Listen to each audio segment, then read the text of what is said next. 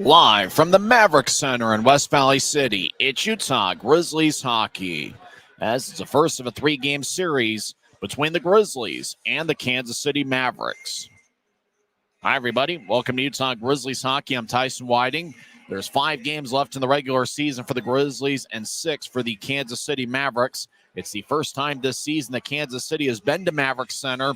The Grizzlies played 6 games earlier this year over at Cable Dahmer Arena, and they ended up with a record of 2-4. For the Grizzlies, last week was certainly exciting as they won 2 out of 3 games against the arch rival Idaho Steelheads. The series began on Wednesday night as Idaho got a 6-2 victory. The Grizzlies responded last Friday, 5 days ago, as they came away with a 5-4 win, with Luke Manning scoring what turned out to be the game winner, 13:44 into the third. And then Saturday night, from start to finish, was just all Grizzlies. They ended up winning 4-1. Will Cranley pitched shutout hockey for the first 59 minutes and 5 seconds of regulation. Grizzlies got 2 power play goals from Brandon Cutler, and the team was 3 for 9 on the power play, and they played a complete 60 minutes, defeating the Idaho Steelheads 4-1. Well, if the Grizzlies are going to want to come away with 2 standings points tonight, they're going to need to play a full 60 and then some against this Kansas City team. The Mavericks have the best record in the league. In fact, they have a possibility with a win and a Toledo loss to clinch the Brabham Cup as the winner of the best record in the league. Kansas City is also going for another record as they have 26 road victories this season. 1 more road win means that they break a league record for a regular season. Idaho and Toledo had 26 road victories. Both of those came last season. There was a couple other teams that had 26 road victories as well. So Kansas City looking for a little bit of history here tonight.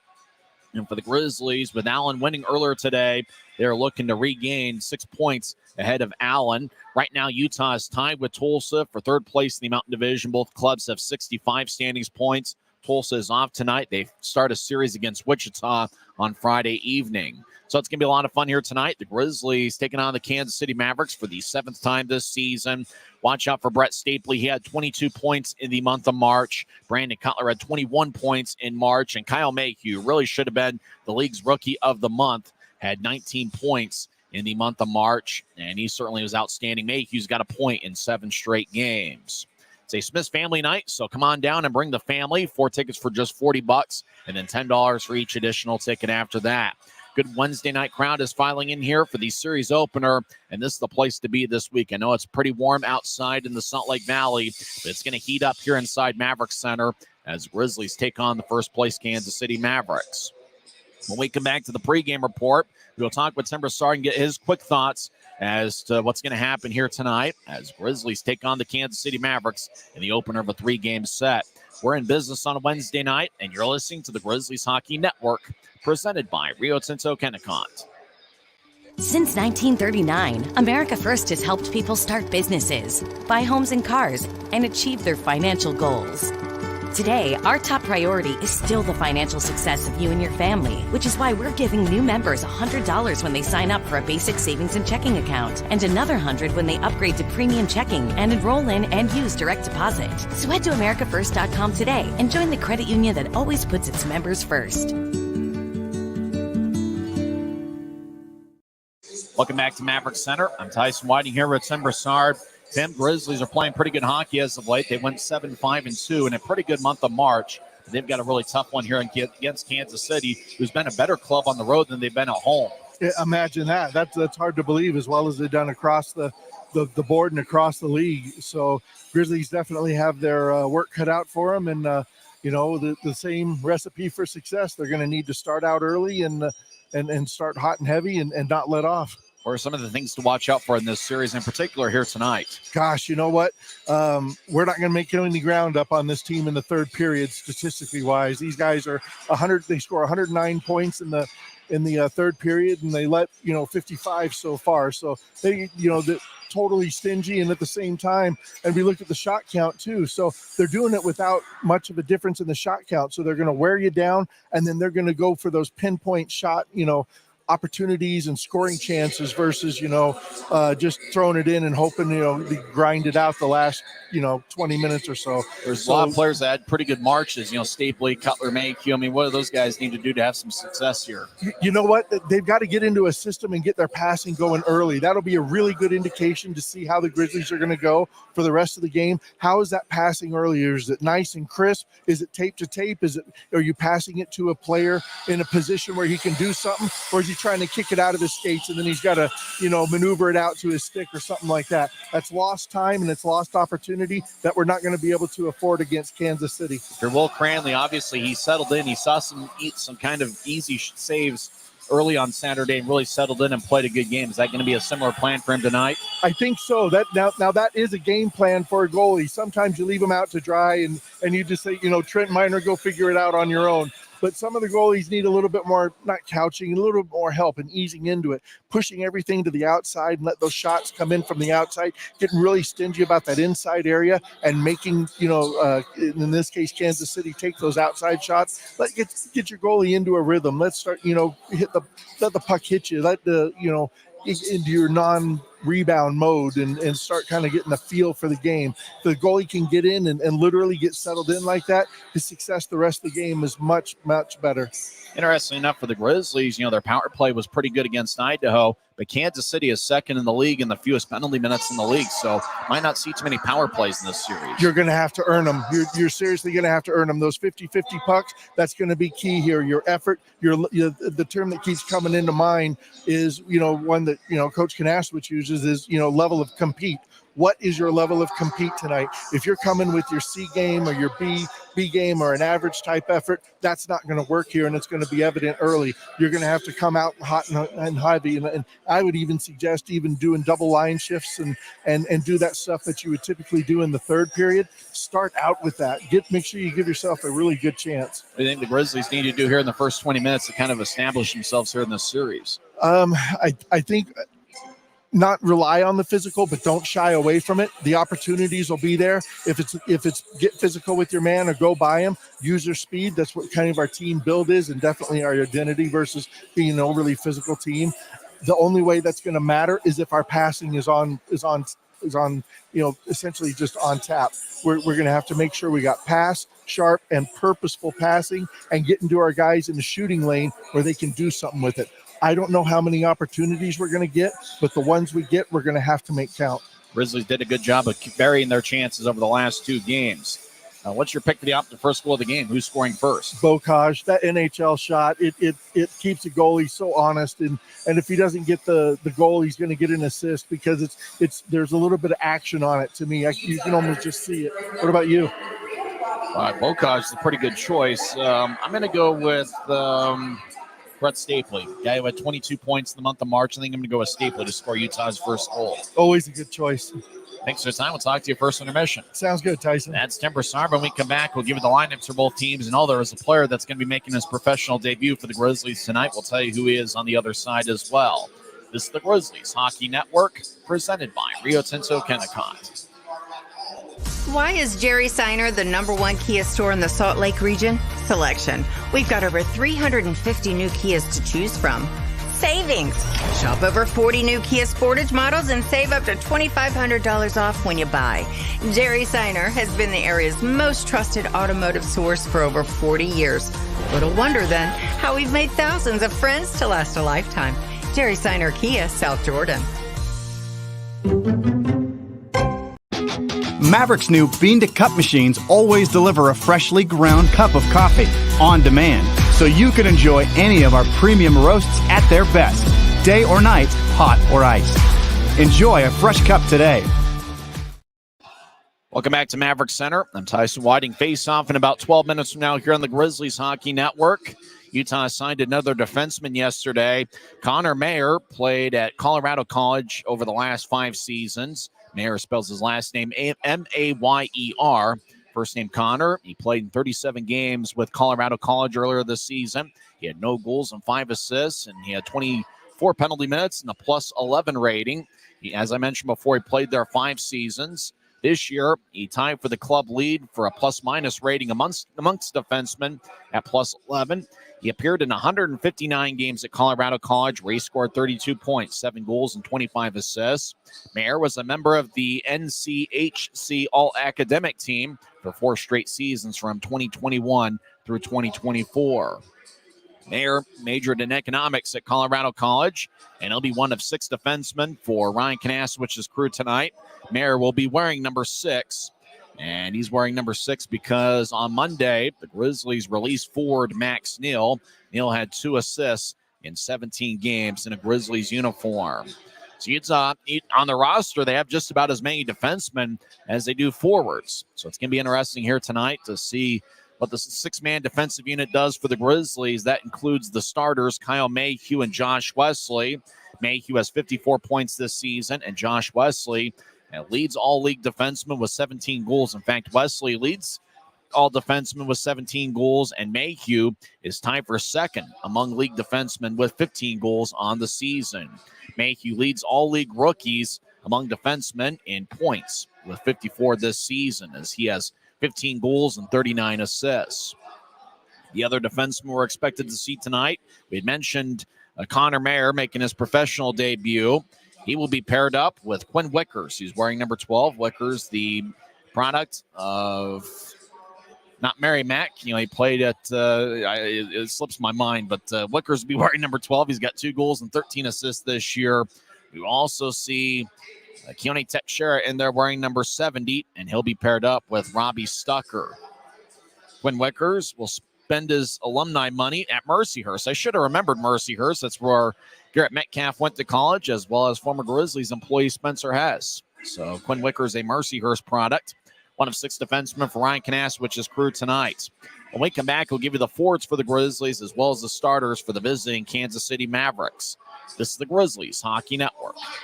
Smith's always gives you more ways to save on top of our lower than low prices. And when you download the Smith's app, you can enjoy over $500 in savings every week with digital coupons and earn fuel points to save up to $1 per gallon at the pump.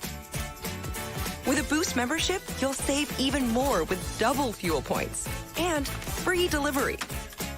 Discover more ways to save big every day.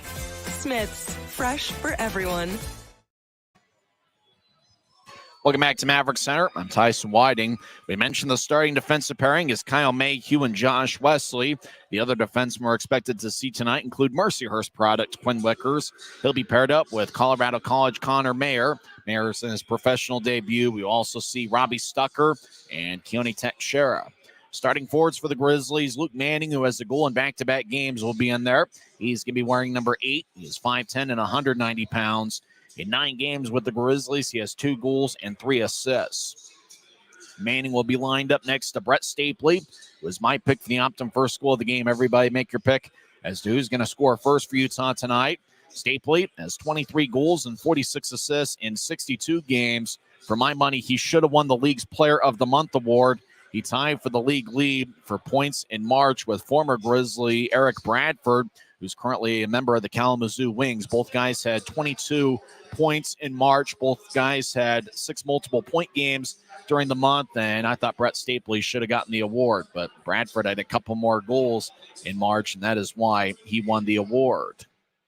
Stapley's certainly been outstanding for the Grizzlies, and Brandon Cutler's also going to be in the lineup. He'll be wearing number 29. Cutler has 33 goals and 28 assists in 67 games. The 33 goals for Brandon Cutler currently ranks him 7th in the Grizzlies single-season goal category. Grizzlies head coach Ryan Kanaswich has the top 2 totals. He had 48 goals in the 2009-2010 season. Kanaswich had 39 goals in the 2005-06 campaign. Kip Miller had 38 goals for the Grizzlies back in the 97-98 season. That same year, Mark Lawrence had 36 goals. Brett Levers in the championship year of 1995-96 had 36 goals, and John Purvis had 36 goals in the 1999-2000 season. So Brandon Cutler, he's currently 7th on the Grizzlies single-season goal list. He has 3 goals behind the 3-way tie for 4th in team history. So Brandon Cutler will be in there. He's going to point in 8 of his last 9 games. He has 14 points over his last 9 contests. So starting forwards again are Manning, Stapley, and Cutler. You also see the forward line of Adam Berg. He'll be in there. Berg has 10 goals and 15 assists this year. He'll be paired up with Cole Gallant, the Western Michigan product, as well as Alex Bocage, who has 23 points in 24 games. Aaron Aragon's going to be paired up with the Ironman Tyler Penner. Penner is making his 68th appearance for the Grizzlies this season, and it's consecutive game number 112 in the regular season, 236 if you count the playoffs for the Grizzlies Ironman, the third-year pro out of Colgate, Tyler Penner. Dylan Fitz will also be in there. He had an outstanding month of March. Over his last 18 games, Fitz has 11 goals and 8 assists. The other forwards for tonight for the Grizzlies include Mick Messner, who's appeared in every game. Messner has 3 points in his last 2 contests. He'll be wearing number 10. And also in there for the Grizzlies is Nathan Burke, who's 4th on the club with 18 goals this season. Scratches for the Grizzlies include goaltender Jarrett Fisk, as well as defenseman Cade Jensen, Michael Underwood, as well as Luke Salem, Jacob Semick, Jordan Stone, and Liam Dennison are all out of the Grizzlies lineup. Forwards Cody Caron and Blake Wells are also out for Utah. For the road-standing Kansas City Mavericks, who are led by 4th-year head coach Tad O'Had, Kansas City's got a record of 49, 11, 4, and 2. They are 26, 3, 2, and 1 on the road this year. In fact, with one more road victory, they set a new league record for a single season for road victories. Kansas City can clinch the Brabham Cup. That's for the best record in the regular season tonight. If they win and Toledo loses, or Kansas City loses in overtime or a shootout, and Toledo loses in regulation. Starting in net for Kansas City is going to be Kel Morris. He is 2-1 against the Grizzlies this year. Overall, he is 17, 7, and 2 with a .905 save percentage and 2.76 goals against average. Defensive pairing for Kansas City, Ryan Jones, who's in the top 5 in the league in plus-minus at a +28 rating. He is 6'2 and 214 pounds. He'll be wearing number 4. He's paired up with Nate Konepke, who is 6'3 and 198 pounds. If I remember right, Konepke played at the University of Nebraska, Omaha. He'll be wearing number 5. Starting forwards, Bradley Schoombart. That's how the pronunciation guide says to say his name. Schoombart has 9 goals and 12 assists in 40 games. Jake Jeremko is the Mavericks captain. He'll be starting out at center. Jeremko has 14 goals and 12 assists in 44 games. And Cole Koski will also be in the lineup, the former Worcester Railer. He has 22 goals and 34 assists in 63 games. There are many superstars in the Kansas City roster, including Patrick Curry, who was 2nd in the league in goals with 35 this season. He's also 2nd in the league with 79 points. Nolan Walker has 31 goals for Kansas City this year. Cade Borchard's been one of the best rookies with 67 points in 65 games. Max Andreov has 51 assists, which is 2nd best in the league. Jacob Hayhurst has 6 goals and 6 assists against the Grizzlies this year. And Jeremy McKenna, number 12, has given the Grizzlies all sorts of fits this season. When we come back, we'll have face-off here at Maverick Center. It's the opener of a 3-game series and the first time Kansas City's been to Maverick Center this season. This is the Grizzlies Hockey Network, presented by Rio Tinto Kennecott. At Black Bear Diner, you always get more. More choice, more amazing food, more value, from huge breakfasts to delicious lunches and hearty dinners. Black Bear Diner has more for you. So get more when you want it, the way you want it, and get it today. Good old-fashioned family food, Black Bear Diner. Black Bear Diner. From commercial to recreational truck accessories, Mountain Land Truck Outfitters has got what you need. Flatbeds, spray and bed liners, lifts and leveling kits, wheels and tires. Mountain Land Truck Outfitters proudly uses a brand you know and trust. And with our experienced, knowledgeable, and friendly staff, your visit here will be informative and enjoyable. Stop into our convenient location in Provo at 265 South 100 West or call 801-225-4637 to get a quote for your fleet or This isn't just copper. It's our job. It's food on our family's tables. Without it, we couldn't stay in touch. It's what keeps our homes warm.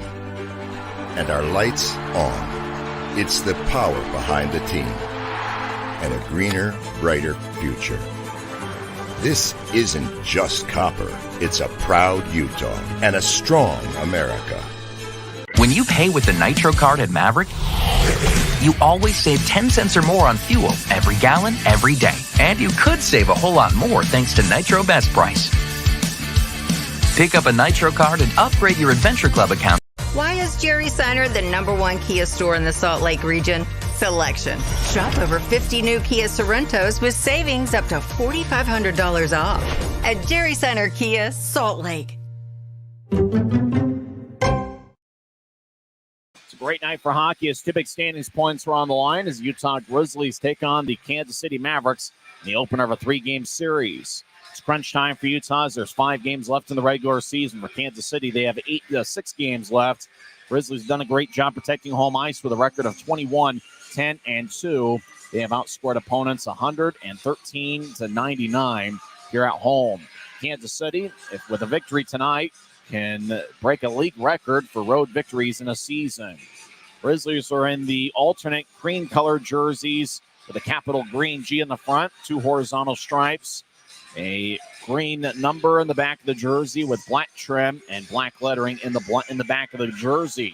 Kansas City has got mostly orange in their jersey with white numbers, white lettering in the back, black around the shoulders up until about the forearm area, orange in the elbows, and a little bit more black mixed in. 2 referees tonight, Austin O'Rourke, who was one of the officials in Game 5 of the playoff series against Idaho, the controversial ending with a high stick. Rocco Stakoviak's the other referee. The 2 linesmen are Matthew Heinen and Tyler Keston. Taking the draw for Kansas City will be Jake Jeremko, their captain, wearing number 15. And Brett Stapley, the second-year pro out of the University of Denver, will take the draw for the Grizzlies. Utah's got Luke Manning, Brett Stapley, and Brandon Cutler out there to start, as well as Josh Wesley and Kyle Mayhew. Grizzlies will be skating from right to left as we see it from high top section 114. Your mind's eye, see it on YouTube. Draw goes towards Utah as Kyle Mayhew will shuffle back into his own zone to get it. He gathers it in the near circle, will push it across to Wesley. And so get to center ice for Cutler, got occupied from behind by Nate Konecki as the puck rolls towards Kel Morris, the Kansas City goaltender. 4th time he's faced the Grizzlies this season. Up ahead to neutral ice. Mavericks right wing pass connects. Koski lays it for Jeremko, fires towards the net wide. Schumbark gets boxed out by Wesley along the end boards. As Kyle Mayhew gathers it, he'll gallop out to neutral ice. He'll cross center down the middle. He'll push it towards the far side. It goes past Cutler all the way deep in the Maverick zone as the Grizzlies make their first line change of the game. Koski out to neutral ice, cross the center, and he'll loft it to his left. It couldn't be gathered by Patrick Curry, who's one of the leading candidates for the league's MVP award. Quinn Wickers, the Mercyhurst product. Can't forget that. The head to Connor Mayer. First time he's touched a puck as a pro. Drops off for Glon. Feeds to the right side. Shot and a score! Alex Bokaj gives Utah a 1-0 lead as he scores 56 seconds into the contest. And I think, based on how many times the puck was touched, that could be a Connor Mayer assist. Mayer dropped it off in the left point for Gallant. Gallant with a diagonal pass to the right for a wide open Alex Bokaj. As Gallant to Bokaj, the back of the net as he roofed it right over Kel Morris. So Utah takes a 1-0 lead. Bokaj, the Optum first goal of the game, scored, and the seats aren't yet warm. Grizzlies up ahead as they dump it in. Galloping after it's Nathan Burke. Anna Berg in the area towards the near side. As puck towards the Kansas City line. Bokaj delivers a hit. Nolan Walker overskates it for Kansas City, number 20, who's had an outstanding year. As Gallant skates towards the near goal line. Feeds up top to Teixeira. Left point, takes a lefty shot, gets redirected. Aragon with a shot that's blocked by David Noel, number 25. One of the 6 defensemen for Tato had. Down the middle, Stucker, righty shot. Blocker saved by Morris. As Aragon throws it towards the end boards. Duquette gets back checked by Penner. Puck goes up top. But Teixeira was skating off the ice. Grizzlies will switch things up. Kansas City reshuffles the deck as well. Grizzlies regain the line near side. Aragon loses it as Theo Calvis moves it ahead. Jacob Hayhurst, who's killed the Grizzlies all year, drops for McKenna. Back to Hayhurst. Right side lefty shot goes wide as it hits the side of the net. Fits in the far side, trying to get to Penner. It's tapped away. Now it goes back to Penner as McKenna overskated it. That's Jeremy McKenna, who's been outstanding this year. 19 goals in 35 games. Grizzlies dumping in. They make a change. Cutler's out there as Messner. McKenna will throw it towards the left side. And puck goes wide. The mark down the middle for Josh Wesley, who skates around in front of Utah's net towards the far side. Wesley gathers it out of Neutrais, across the center, pushes ahead to Burke, who couldn't handle it. Now towards the slot, Messner overskates it as Kansas City will bounce it out the center ice. Puck hippity hops on to Mayhew. Left wing pass to Burke as he steps over the line. Burke stops in the point, gets it towards Wickers. Back towards Gallant, over to Burke. One timer, he didn't get much on it. His stick broke. Kansas City crossed the center ice. Burke without a stick trail on the play. As Kansas City steps over the line, drops off. Curry, far side, takes lefty shot that goes high. As the puck lines towards the near boards, cut off by Ryan Jones. Right point, lefty shot is blocked away. McKenna gets a tap by Connor Mayer, who picked up his first professional point 56 seconds in the game. Right wing Curry shot is blocked by Cranley's glove. As action behind Utah's net, as we're 3 minutes in, Grizzlies lead 1-0. Right side shot, swing and a miss is number 22, Casey Carew, who has 3 goals this season. Grizzlies back behind their backboards. Mayer will tap it off the near glass. Puck hippity hops out to center ice. Ryan Jones will tap it off the near boards. Goes to Curry, who skates in right side. Now he veers off to the left. Drops it off for Marc-Olivier Duquette, number 24. He's a plus 32 this season. He loses it towards the near corner. Up ahead to Luke Manning. Manning chases after it center ice. He gets held up by Curry. As Grizzlies enter the zone, they try to feed it to Stapley in the high slot. And that pass goes wide of the mark as Kansas City feeds it blue line to blue line. Grizzlies get it back. Teixeira across to Stucker, pushes out to the right wing for Cutler, steps over the line. Cutler has 33 goals this season over to Manning, who centered it to Stapley, but it's picked off by Kansas City. Mavericks skate from left to right. Koski over towards Dremko, trying to feed it to the left side for Skumbar as the puck drifts towards the near side. Cutler advances it, but it goes back towards Theo Calvis, the big 6'5 defenseman for Kansas City. Cutler skates around Kansas City's line. Now he's at center ice. Now he steps into the left side. He'll tap it off the near boards and chase after it as he gets spun around by Calvis. Berg gets hit in the shoulder by number 25, David Noel. He feeds it up top as Wesley over to Mayhew, left side, fires towards the net. It goes wide. He was looking for Stapley to redirect it. Right side, Wesley fires it around Utah's net as Mayhew gets pushed by Koski. Stapley throws it back deep in his own zone, and looks like it's going to be icing on Kansas City. 15-18 left in the first. As Utah has outshot Kansas City 2-0 here. Grizzlies got on the board 56 seconds in. As Bocage picked up his 10th of the year. Cole Gallant got his 33rd assist of the season. And Connor Mayer, in his professional debut, in fact, it was his first shift as a pro, picked up an assist. Mayer played the last 5 seasons at Colorado College, where he was a college teammate most of that time with former Grizzly Brian Yoon. Kansas City's got the puck. They skate from left to right as they cross center left wing. Lofted in as Bradley Skumbart. As Mayhew chases after, he gets at the near goal line, skates around Cranley's net. Mayhew, strong candidate for the league's all-rookie team, trying to get to Bocage. He tapped off his stick. Cade Borchard, who could be on that same all-rookie team, loses it. Grizzlies, Cole Gallant dumps it in. Bocage near side, gets it before Calvis, skates towards the far side. As he'll feed it up top, and it's picked off by Kansas City. Racing to center ice with good speeds. Patrick Curry. He'll drop it off for Borchard. Right side shot is blocked by Wickers. Towards the far side. Borchard gets it tapped away. Mayer will tattoo it off the near glass. It's kept in by Ryan Jones, number 4. Jones, a 6'2 defenseman, over to Nolan Walker, who's got a shooting percentage better than 33%. Siren pass shot goes wide. That was taken by Patrick Curry as he got spun around. 2 referees tonight. Both guys didn't think that there was a penalty there, even though Curry thought he got held up. Grizzlies cross center. Penner throws it in. As we're about 6 minutes into the game, Utah still outshot Kansas City 2-0, and they lead the game 1-0. As Aragon neutralized, will fire to the far corner. Penner gathers it. Righty shot is blocked away by Kel Morris, the former Norfolk Admiral. Fitz fires towards the net. It goes wide. Near side, Teixeira gathers the puck. He's along the near corner, being shadowed by Borchard. Teixeira gets to Fitz, far side. Fitz centers it, backhands it off of Walker. As Nolan Walker, number 20, pushes across, and it's taken by Ryan Jones. Jones gets the center ice near side, and he'll tap it in. As Cranley behind his net will push it towards the near boards. Fitz backhands it ahead. Puck gets there under it. Chasing after it's Nathan Burke. Marc-Olivier Duquette gathers it. Grizzlies make a line change. They feed it out to center ice. It's taken away by Mayhew, who advances it to Messner, dumps it into the far corner. As the puck goes back to Kansas City, Jacob Hayhurst will skate around his own net. Hayhurst has good speed. He has 30 goals and 35 assists this season. He loses the puck. Grizzlies has chased all the way back to the far corner to get it. Nathan Burke goes down. He gets up top. Wesley, right point, righty shot. Glove saved by Morris. He holds on with 13:04 left in the first. Alex Bocage scored 56 seconds into the game with Cole Gallant and the newest Grizzly, Connor Mayer, getting the assists. It's the Grizzlies 1, Kansas City nothing. This is the Grizzlies Hockey Network. Since 1939, America First has helped people start businesses, buy homes and cars, and achieve their financial goals.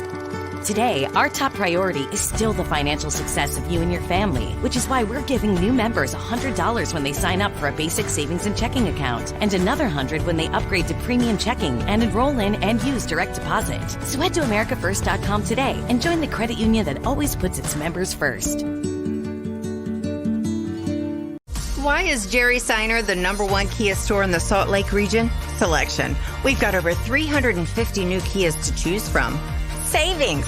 Shop over 40 new Kia Sportage models and save up to $2,500 off when you buy. Jerry Seiner has been the area's most trusted automotive source for over 40 years. Little wonder then how we've made thousands of friends to last a lifetime. Jerry Seiner Kia, South Jordan.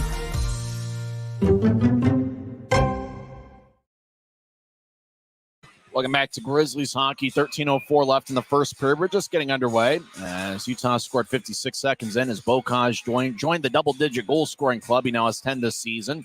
Draws in the far circle of the Mavericks zone, and one of the linesmen says, "My bad, we'll do it over again." Matthew Heinen and Tyler Keston are the two linesmen. First time that Matthew Heinen has done a home Grizzlies game from my recollection. As Brett Stapler will take the draw on the far side against Max Andreov, the native of Russia, who's got 69 points in 57 games, one of the best rookies in the league. Kansas City wins the draw. The lofting out to center ice. It's gloved and dropped by Mayhew. Gets pushed by Kansas City as the puck squirts deep in the Grizzlies zone. Josh Wesley, far corner, gets challenged by Hayhurst. He's a plus 23 this season. Puck hippity hops on the Cutler far side. He gets held up by Androv as Cutler throws to his left for Stapley, who goes down. He was near Theo Calvis as Kansas City skates around their net, drops it for Calvis, a longtime Maverick. Now to the near side for McKenna, who glides it cross ice to the left. Mavericks over the line. They skate from left to right as they drop it off. Hayhurst, far side. Shot saved by Cranley in the butterfly position as the puck goes back over to Wesley.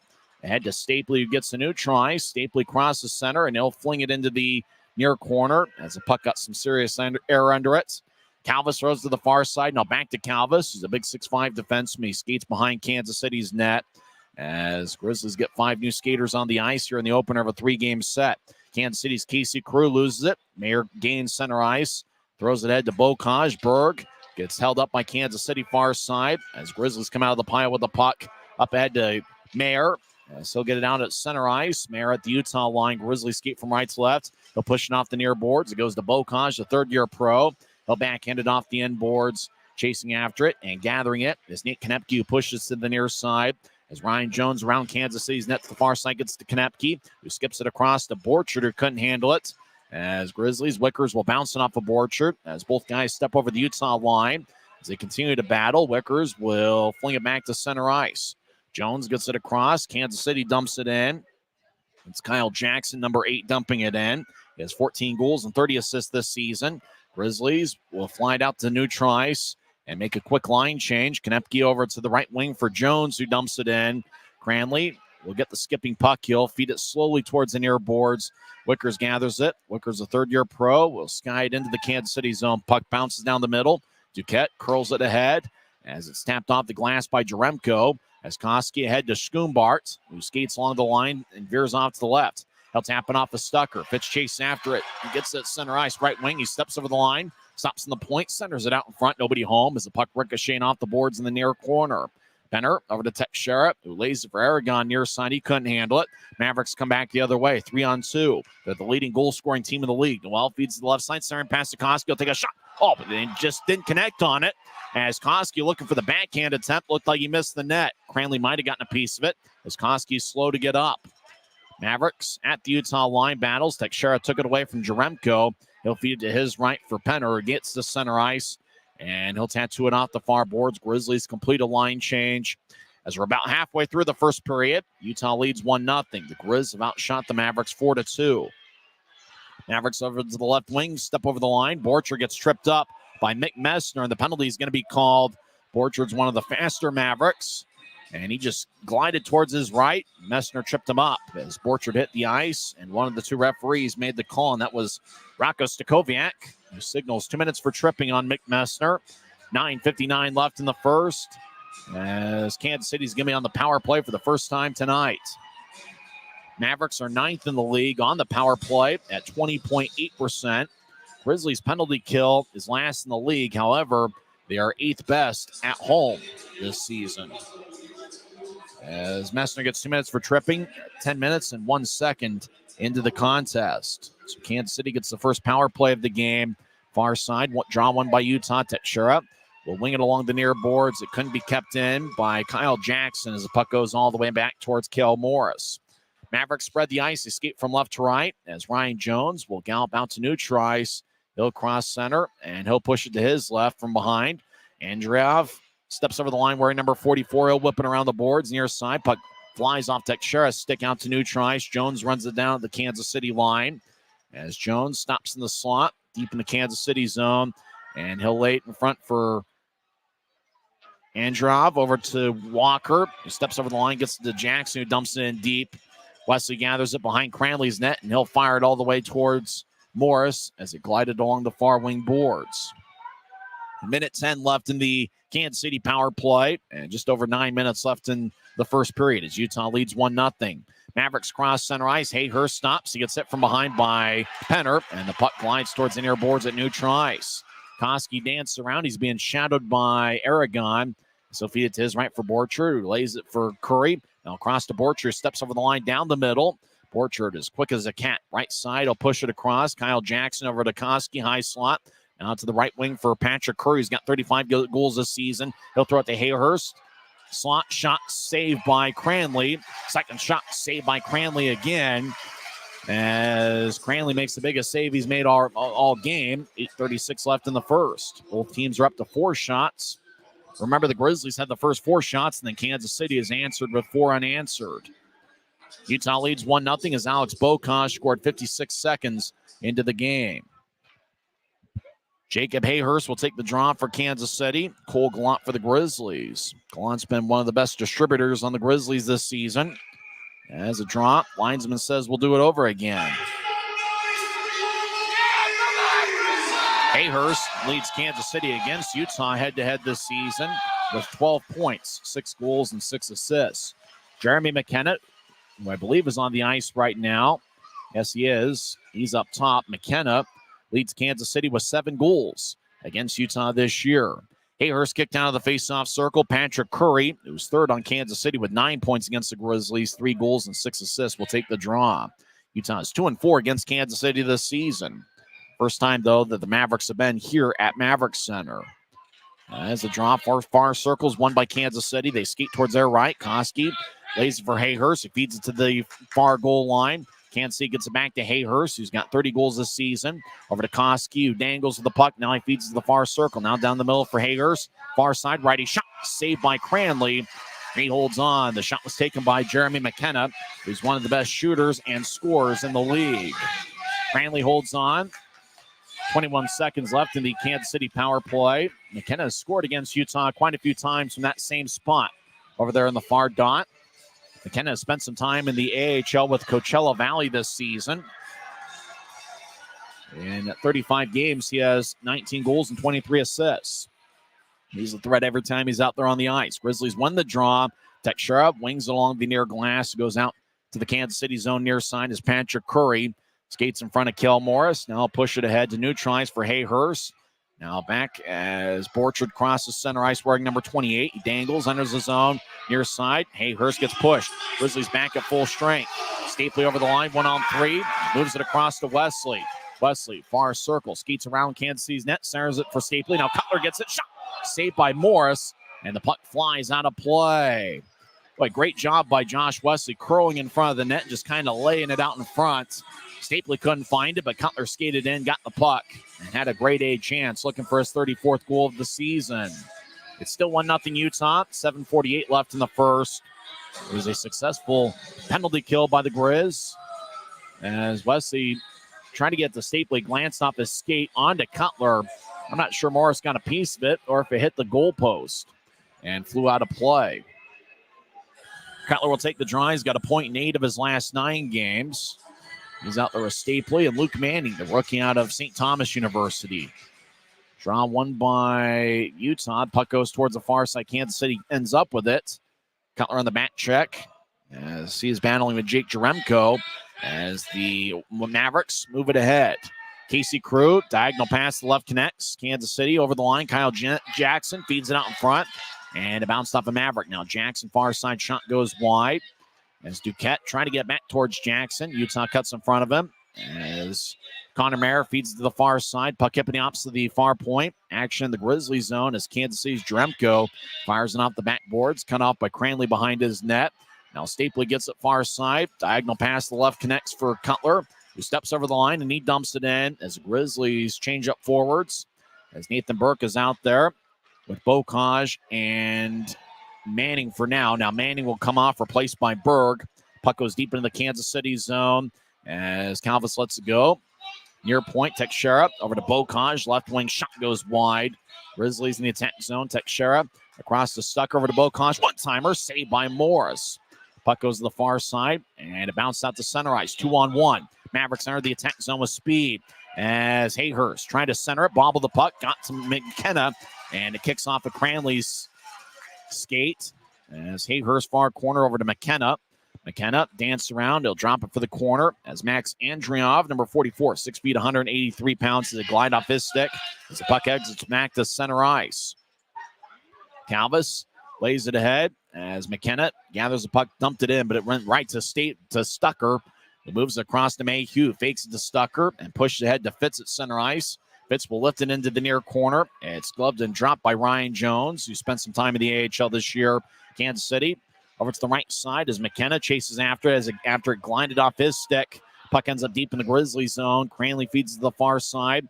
Fitz lifts it high into the air over Ryan Jones. Aragon chasing after it, but it's going to be icing on the Grizz with 5:43 left in the first. Utah's up to 7 shots. Kansas City has taken 5. It's just the start of things. Looks like it's going to be a really fun 3-game series. So pull up a chair and enjoy a little bit of Wednesday with us. Grizzlies were 5-2-2 in the month of March here at Mavericks Center, including some thrilling endings like the Military Night Miracle on March 16th. Grizzlies won the draw, goes out to center ice. Aragon chasing after it. Jones takes a spill. Aragon steps over the line, moves it across to Fitz, right side, righty shot, saved by Morris, and he holds on with 5:29 left in the first. Utah leads 1-0 here in the series opener as Alex Bocage scored 56 seconds into the game. It's the Grizzlies 1 and the Mavericks 0 on the Grizzlies Hockey Network. Smith's always gives you more ways to save on top of our lower than low prices. And when you download the Smith's app, you can enjoy over $500 in savings every week with digital coupons and earn fuel points to save up to $1 per gallon at the pump. With a Boost membership, you'll save even more with double fuel points and free delivery. Discover more ways to save big every day. Smith's, fresh.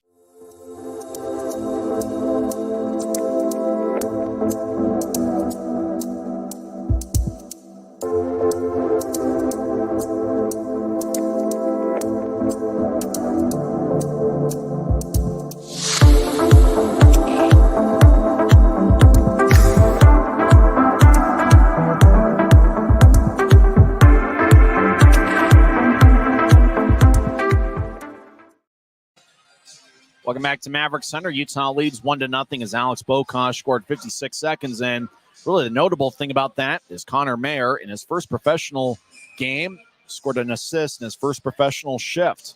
Getting the secondary assist as he laid it for Gallant, who pushed it across diagonally towards the far circle for Bocage, who put it away.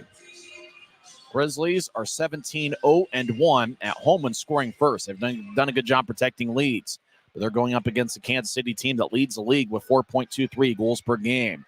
Mavericks won the draw. They're in their own zone, skating from left to right. Out to new tries for Patrick Curry, one of the best scorers in the league. He'll tap it off of Burke. Borchard will fire it in As Mayhew near corner gathers the puck that's spinning like an uncontrolled top.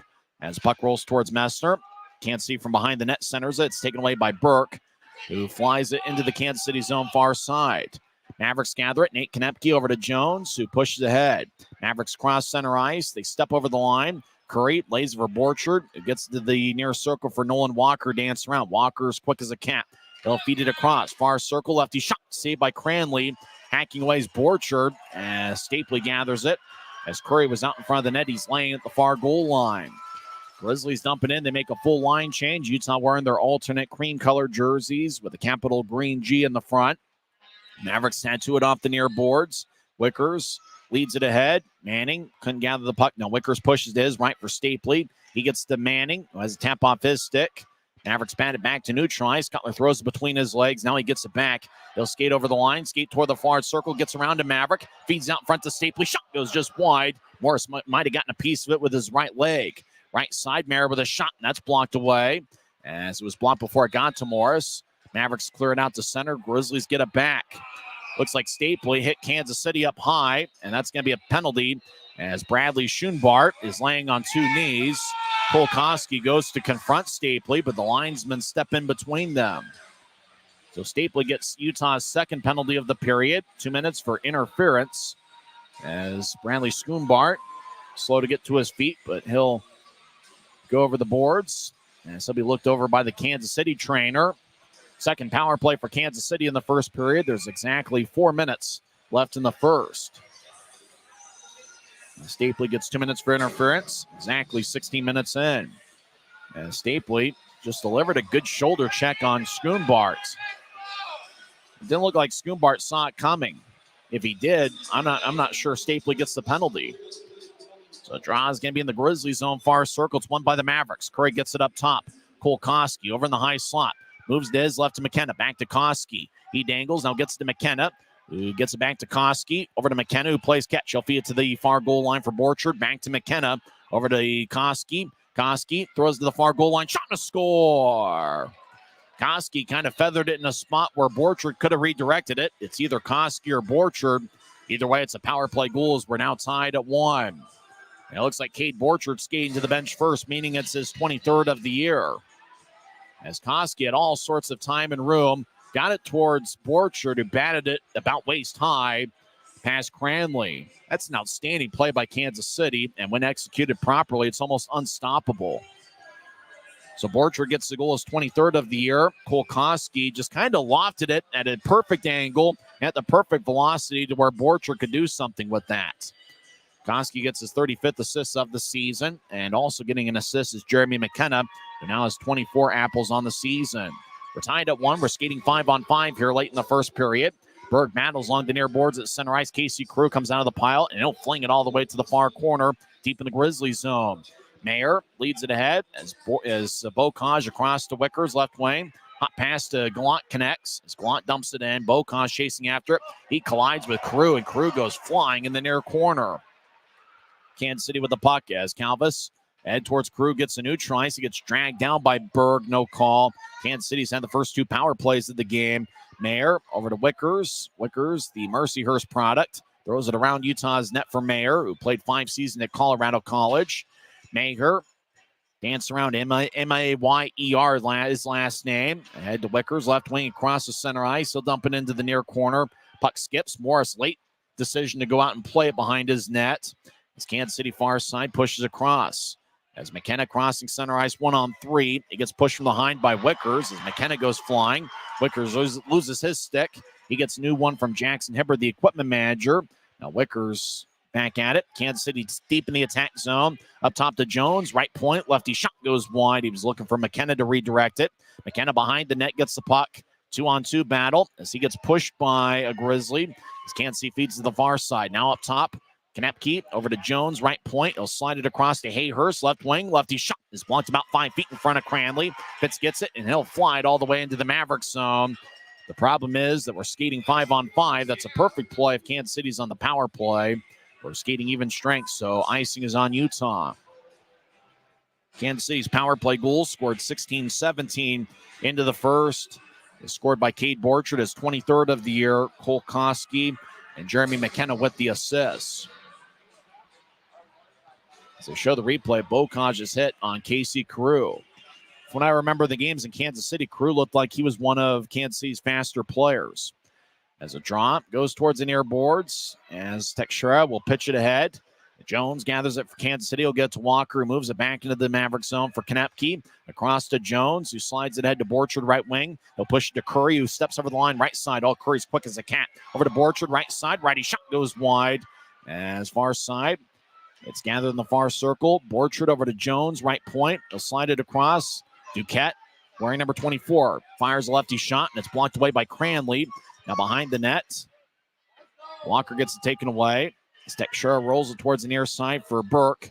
Burke avoids Walker's check and will tap it ahead. Messner chasing after it at the Kansas City line. He collides with David Noel. Puck goes into the near corner. Kansas City gathers it. Noel behind his net. We'll skip it over to Curry. It bounced off a skate.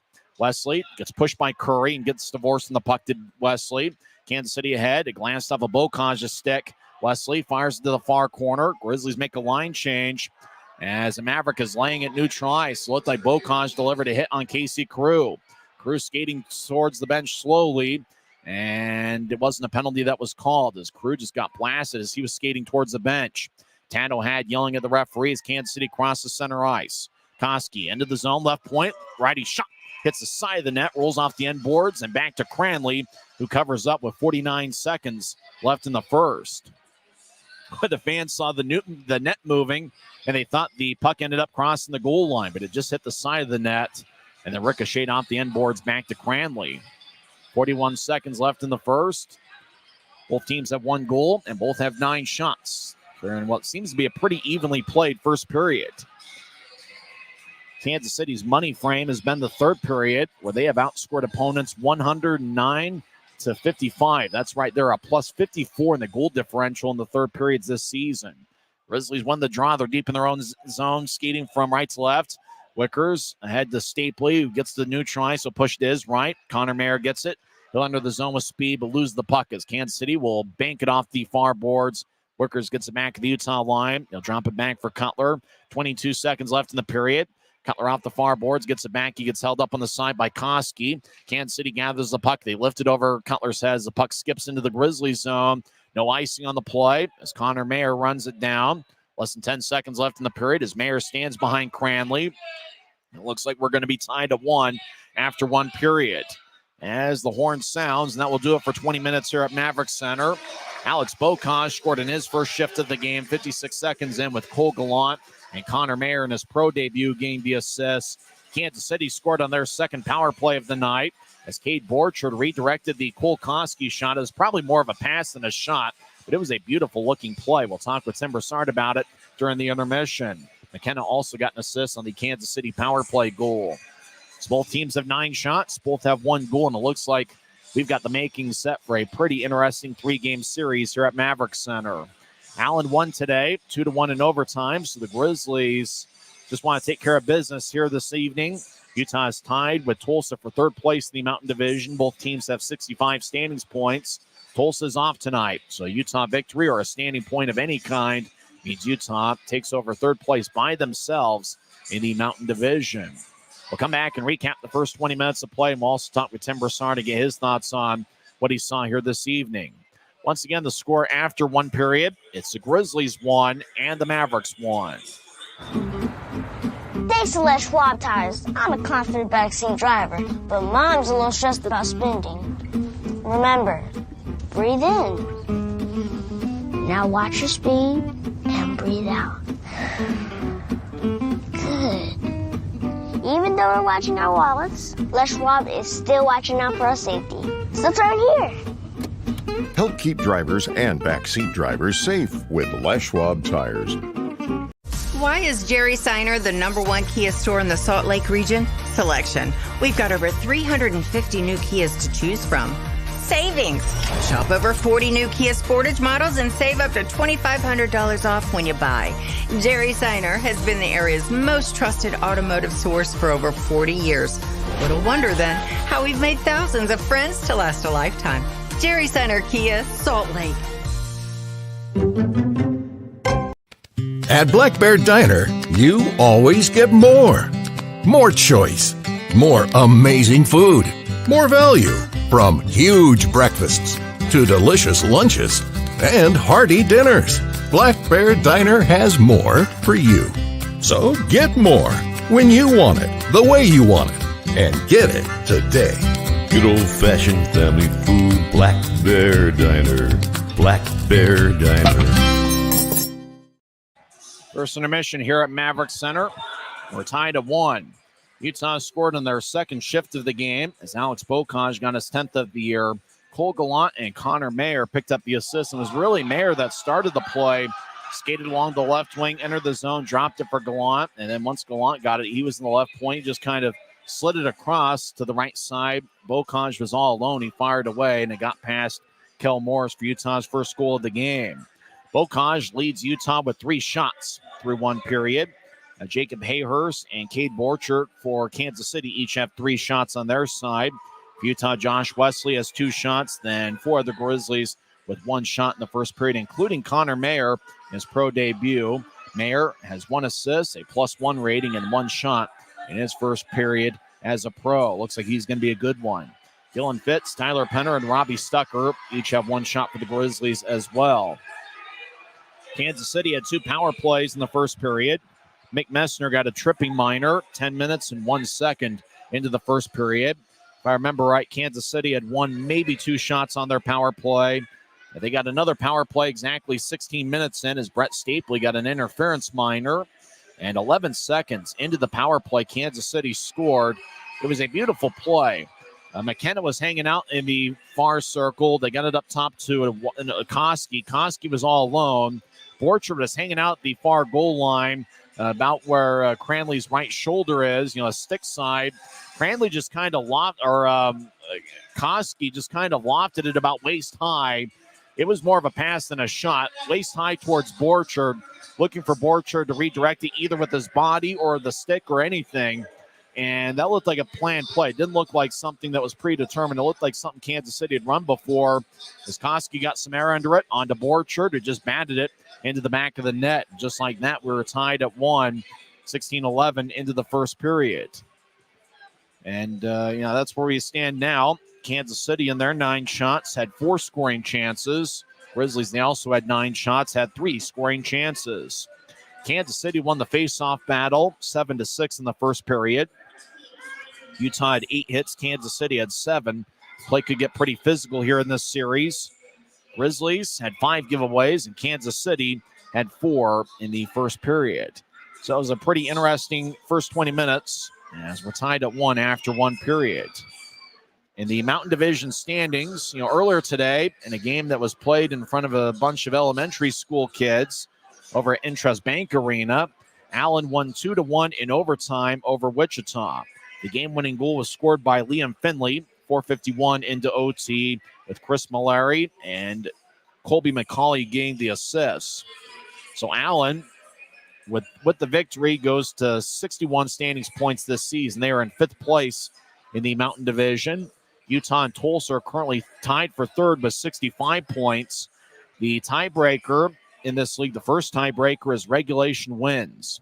Grizzlies have 25 and Tulsa has 23. So the Grizzlies do have the tiebreaker over Tulsa, which means if the playoffs start today, Utah would be the 3 seed and Tulsa would be the 4, meaning the Grizzlies would play Idaho in the first round. Kansas City has already clinched the Mountain Division championship. They've got 104 standings points, and they will face the 4 seed in the Mountain Division. So a Grizzlies victory means they jump ahead of Tulsa 2 standings points with 67 on the year. And obviously games are running out, as after tonight, there's just 4 games left in the regular season. We want to see a big crowd here at Maverick Center for AFC Friday. That's going to be 2 days from now. And with every AFC Friday, tickets start just $10 when you pay using our AFC debit or credit card at the Maverick Center box office. So it's a 1-1 tie here after 1 period. One other game involving Mountain Division opponents. Idaho, late first period at Idaho Central Arena, leads Rapid City 2-0. As the Steelheads have goals from Willie Nerum and A.J. White. Idaho already 14 shots to Rapid City's 11. Brian Thompson gets the start in net for Idaho, and he has stopped each of the first 11 he has seen. When we come back, we'll talk with Tim Broussard and get his thoughts on things.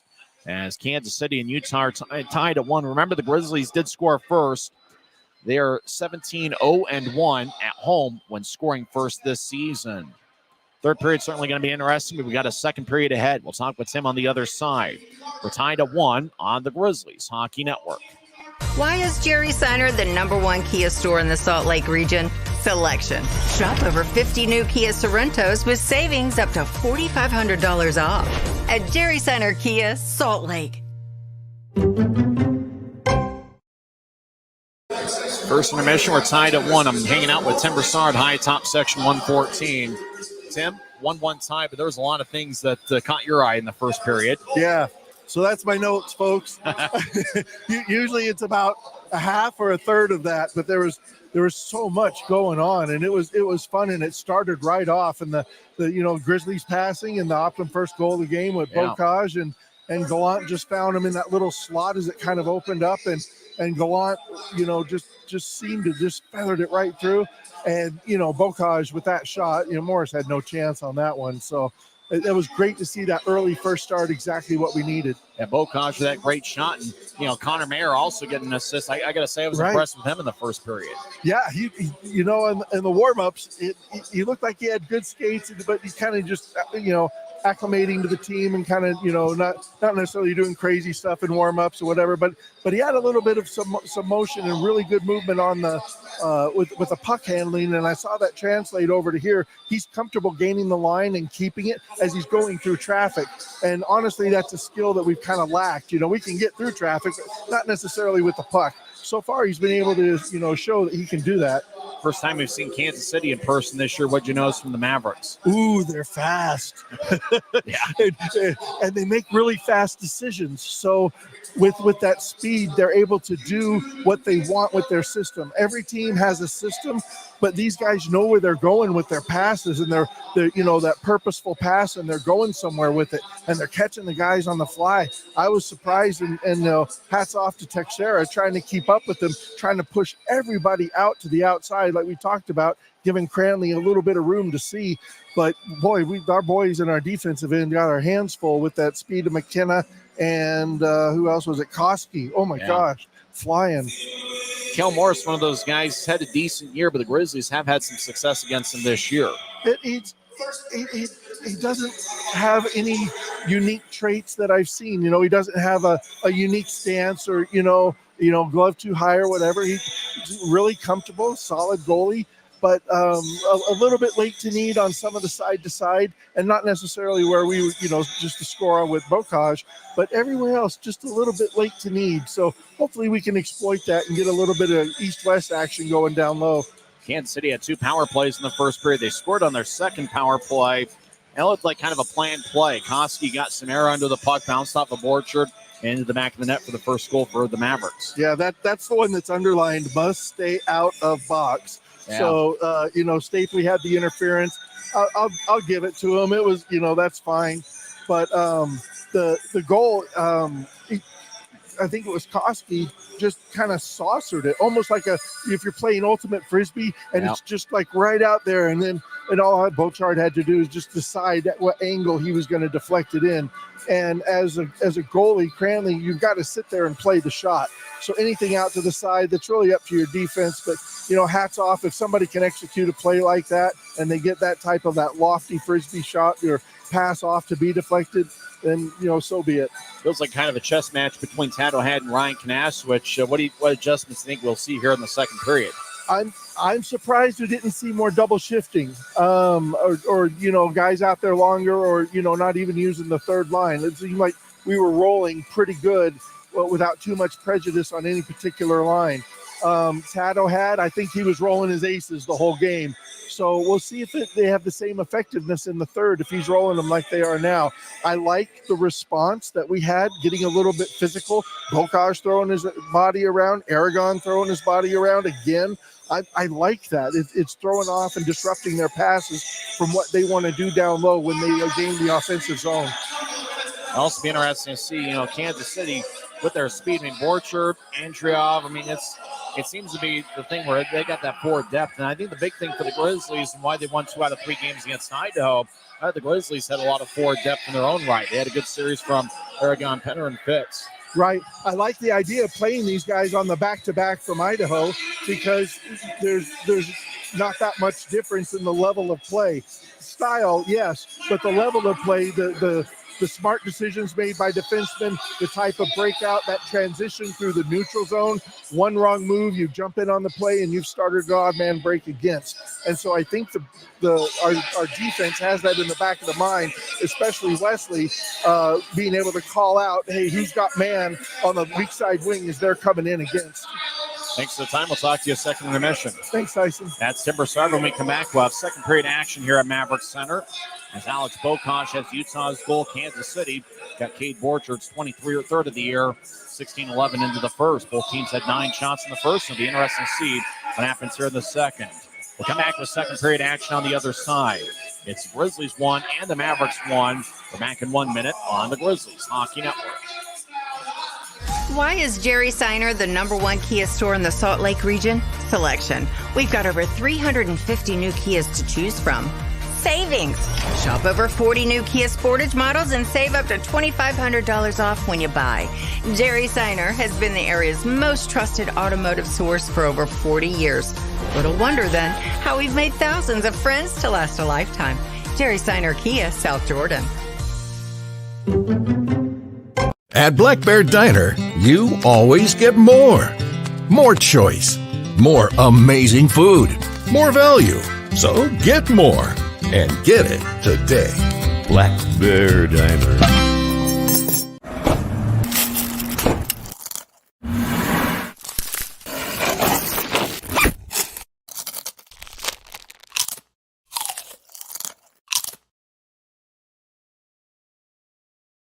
Since 1939, America First has helped people start businesses, buy homes and cars, and achieve their financial goals. Today, our top priority is still the financial success of you and your family, which is why we're giving new members $100 when they sign up for a basic savings and checking account, and another $100 when they upgrade to premium checking and enroll in and use direct deposit. So head to AmericaFirst.com today and join the credit union that always puts its members first.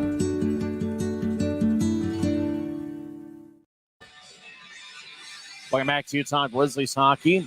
We're tied at 1 heading into the second period. We'll be skating 5-on-5 in the second. It's going to be interesting to see how the Grizzlies perform here in the month of April. They had a very exciting month of March. There was a lot of thrilling home games. Grizzlies went 5-2-2 at home in the month of March. Overall, the Grizzlies were 7-5-2. It was the 3rd straight month where the Grizzlies had a 500 or better point percentage.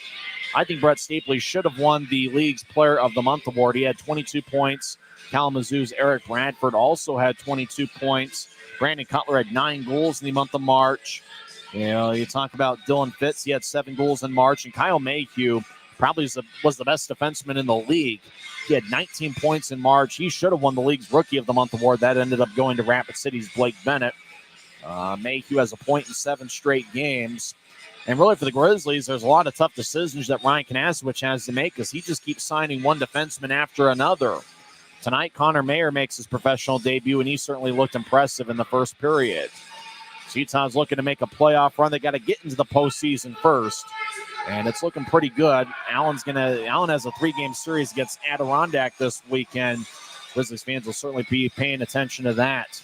20 minutes are put on the Mavericks Center scoreboard clock. Luke Manning, Brett Stapley, and Brandon Cutler will start out at the forwards. Kyle Mayhew and Josh Wesley, the defensive pairing. Nolan Walker will take the tries out there with Patrick Curry and Cade Borchard. So a different set of forwards for Kansas City to start the second period from what started the game. Grizzlies win the draw. They skate from left to right. Wesley skates towards the near corner. Now around Kansas City's net. He'll drop it off as the Mavericks will push it to the near wing boards. It's gathered by Patrick Curry, who lays it ahead to the right side. Puck goes to Borchard, who fires out in front. Chasing after it's Nolan Walker as the puck glides towards the near corner. As Utah near circle, Stapley comes out of the pile, gets it towards Manning. Over to Mayhew, right wing. He crosses into the zone, right side, drops it over. Manning throws it between his legs towards the net, and it's poked away by Kansas City towards the near wall. Stapley over to Cutler, right wing shot, hits the side of the net. Now Manning behind the net pushes out to Stapley, who couldn't reach it. And the Mavericks will guided out to center ice. Curry backhands it in slowly. Cranley near goal line will throw it around his net. Now Josh Wesley pushes to the near corner. He'll lead it out to center ice. Cutler has to tap off his stick as it goes deep in the Maverick zone. Grizzlies make their first line change of the second period. Hayhurst, left wing, will drag it out to center ice over to McKenna, who steps over the line, stops at the point, gets it towards Andrew. Will take a left wing shot that goes wide, and the puck deflects out of play into section 102. Neither team's taken a shot here so far in the second period. Both have 9 on the evening. For Kansas City, it's pretty basic. They've been pretty good offensively. They lead the league in goals per game at 4.23. They are third in the league in goals allowed per game at 2.80. All around, it doesn't matter what you look at. Kansas City's been solid throughout this season. As Tad O'Had's done an outstanding job. They got the best record in the league. Draw one by Utah. Bocage, the Optin first goal of the game score, drags it out to Neutrice. He gets cut off by McKenna. Taking the puck is Androv. He's a native of Russia. Far side, gets to Hayhurst. Far circle, lefty shot goes high and wide as it bounced off the glass. Grizzlies near side, push it ahead as it goes to Bocage, who guides it slowly to the right wing for Berg. Berg over the line. Puck exits the line. Berg goes down. 2-on-1. Hayhurst over to McKenna. Now it's a 2-on-2. Far circle, righty shot is blocked by Stucker. Hayhurst near side, gets over to McKenna, who centers it out in front, and Bocage gets a stick in the way as the puck glides out to center ice. Bocage been everywhere tonight for the Grizzlies. Brahani over towards Calvis. He outlets it from blue line to blue line as it tapped off his stick and flies deep in the Grizzlies zone. As Utah moves ahead to Fitz. Kansas City wants icing, and the linesmen agree. Icing on Utah with 17:56 left in the second. It was a pretty evenly played first period. Both teams had 9 shots. Face-off battle was even. Kansas City did have a scoring chance edge of 4-3. Grizzlies still looking for their first power play of the night. Utah went 3 for 9 on the power play against Idaho on Saturday. 5 games left in the regular season starting tonight. 3 here against Kansas City, Wednesday, Friday, and Saturday at 7:10. Grizzlies end the regular season with a 2-game series at Idaho Central Arena against the Steelheads on April 12th and 13th. Grizzlies won the draw, and they're in their own zone skating from left to right. Teixeira pushes along the far boards. Berg throws it off the Maverick. Now it goes back over towards Berg, who pushes to his right. Stucker gains center ice, and they'll whip it around the boards. Kansas City throws it from one corner to the other. Nate Konepke on the near side will throw it around his net for Ryan Jones. Jones, long outlet pass to center ice to Jeremko. It flies off his stick and ricochets off the end glass behind Utah's net. Stucker across the Teixeira, who lifts it high into the air as the puck skips deep in the Maverick zone. Konepke after it. No icing on the play. Kansas City wanted icing as Fitz crashes off the boards. Far side. Grizzlies in the attack zone. Aragon, right side, backhand shot. Kick saved by Morris. Rebound goes to the far side. Fitz gets it left point. He'll skate down the middle. Righty shot. Saved by Morris. Rebound. Penner can connect on it. Aragon was falling down to the far goal line trying to accept it. Mavericks cross center ice. Now they're over the line. Kyle Jackson, number 8, lays it to the point. It's picked up by Mayhew. Over to Aragon. Back to Mayhew. He couldn't reach it. Ryan Jones being shadowed by Mayhew like a hawk. Pushes across. As the Mavericks outlet to center. Jackson flies it in. Mavericks make a line change as Cranley lets it go. Penner behind the net looking for the puck. Turnover. Far goal line. Mavericks skate around the net. Good job by Josh Wesley cutting off Kansas City's pursuit. Wesley out to Neutrice. Over towards Gallant. Gallant over the line. Right side. He centers to Burke. He'll take a lefty shot. Saved by Morris. Boy, great pass by Gallant once again. As Burke just had his shot denied by Morris. Mavericks over the line. Noel drops it over. Lefty shot is blocked by a teammate. As that bounced off of Borchard's back. Grizzlies come up with the puck. Utah, Connor Mayer, 2-on-3 over the line, left side. Mayer, far goal line, skates around Kansas City's net to the near side. He loses balance skating towards the corner. He gets back to his feet as Mayer gets pushed along the boards. Borchard in the area. Nathan Burke trying to jab it away. As Stapley gathers the puck, he'll swing it around the boards to the left point. Wickers back to Stapley. Stapley, far circle, shot is blocked, and it ricochets out to center ice. Connor Mayer gets it back at the Utah line. Mavericks will sneak in some new skaters as Nolan Walker leaves.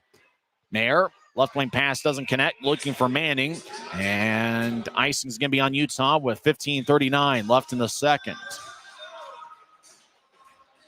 That was a really good look by Cole Gallant finding Nathan Burke down the middle. Burke's shot was denied by Morris. That's 2 key passes for Gallant here. You talk about the goal that was scored by Bocage early in the contest. Was directly on a pass from Gallant. And Gallant fed it out in front to Burke, who was wide open in the slot. Drow's going to be in the near circle. We're having a good one here tonight. Tied at 1. 2 good teams battling. 2 potential playoff teams in the Mountain Division. Kansas City's in for sure. Utah looking to join the playoff party here in a few games. Puck at neutralized. Kansas City enters left wing. Androv drops it. McKenna shot is blocked away by the stick of Luke Manning. Mavericks far side, they're in the attack zone. They center it. Brahaney lefty shot saved by Cranley. Rebound to the far circle. As Stapley gets the puck, he gets pushed along the boards by Max Andriov. At least that's what the pronunciation guide says to say his name. Grizzlies lifted out the center. Puck kept it ops onto Stapley, who's over the line. But the Grizzlies are offside as the puck bounced near the Kansas City line. Cutler trying to time it perfectly, but Stapley gathered the puck, and Cutler entered the zone before the puck. 15:06 left in the second. Drow's going to get neutralized. Both teams will change things up. Grizzlies will have Berg, Bocage, and Gallant out there. Gallant in his first full season as a pro at Western Michigan University. Jake Jeremko will take the draw for Kansas City. Jeremko has 26 points in 44 games this year. He's 6'1" and 194 pounds. Draw one by Kansas City. Nate Konepke moves it across to Jones. He's got good speed. He crosses center ice, and he'll dump it in. Jones kind of compares a little bit to Jake Murray, the Idaho defenseman who we saw last weekend. Race to the far corner. Gallant gets there about the same time as Jeremko. Gallant lifts it over the head of a Maverick. It bounces at neutralized. Bocage will push Diz left for Gallant near the Grizzlies bench. Gallant chips it in, but it didn't go very far as Kansas City will feed it back deep in their own zone. Jones around the net to the near side. Gets spun around by Mayhew, or make that Bocage. Berg and Bocage battle with a couple Mavericks. Bocage over to Berg, who skates to the near goal line. Now he pivots, feeds it up top to Bocage. Right wing, righty shot goes wide as ricochets off the backboards. As Koski tried to shovel it out and didn't get anything on it. Now Jones at the near goal line with a long outlet pass. It connects to the left wing. Stepping over the line is Casey Carew. He skates towards the corner, gets cut off by Wesley. Carew gets divorced in the puck as Mayhew gets it. He'll tap it off the far boards. Penner squips it ahead to Bocage. Bocage across to Aragon. It feeds to the middle for Mayhew. Back to Bocage, who couldn't handle it. Maybe one pass too many. As Kansas City, 4-on-2, they cross center ice. Grizzlies trailing the play. Mavericks under the zone. Curry, right wing, lefty shot goes wide as he had a tough time handling the puck. Wesley, diagonal pass connects, tape to tape. Fitz, far circle, righty shot goes wide. What a great pass, though, from Wesley. Tape to tape to Fitz. As Mavericks get out to center ice, left wing. Curry over the line, drops it as Mavericks. Walker trying to get it back towards Curry. Kicks back to the near corner. Taking it as Messner. He'll move it to his left. Fitz races to center ice with the puck. 4-on-3. Grizzlies have numbers. Fitz drops it for Wesley. Far circle, righty shot. Saved by Morris. Rebound goes to Wesley. Feeds out in front to Aragon. Morris loses his balance, but Kansas City gets the puck. They lift it out as one of the referees says it bounced off the glass before it went off the protective netting. So no delay of game penalty on the play. 13-12 is left in the second period. We're tied at 1. Nobody has scored here so far in the second period. It's the Grizzlies Hockey Network.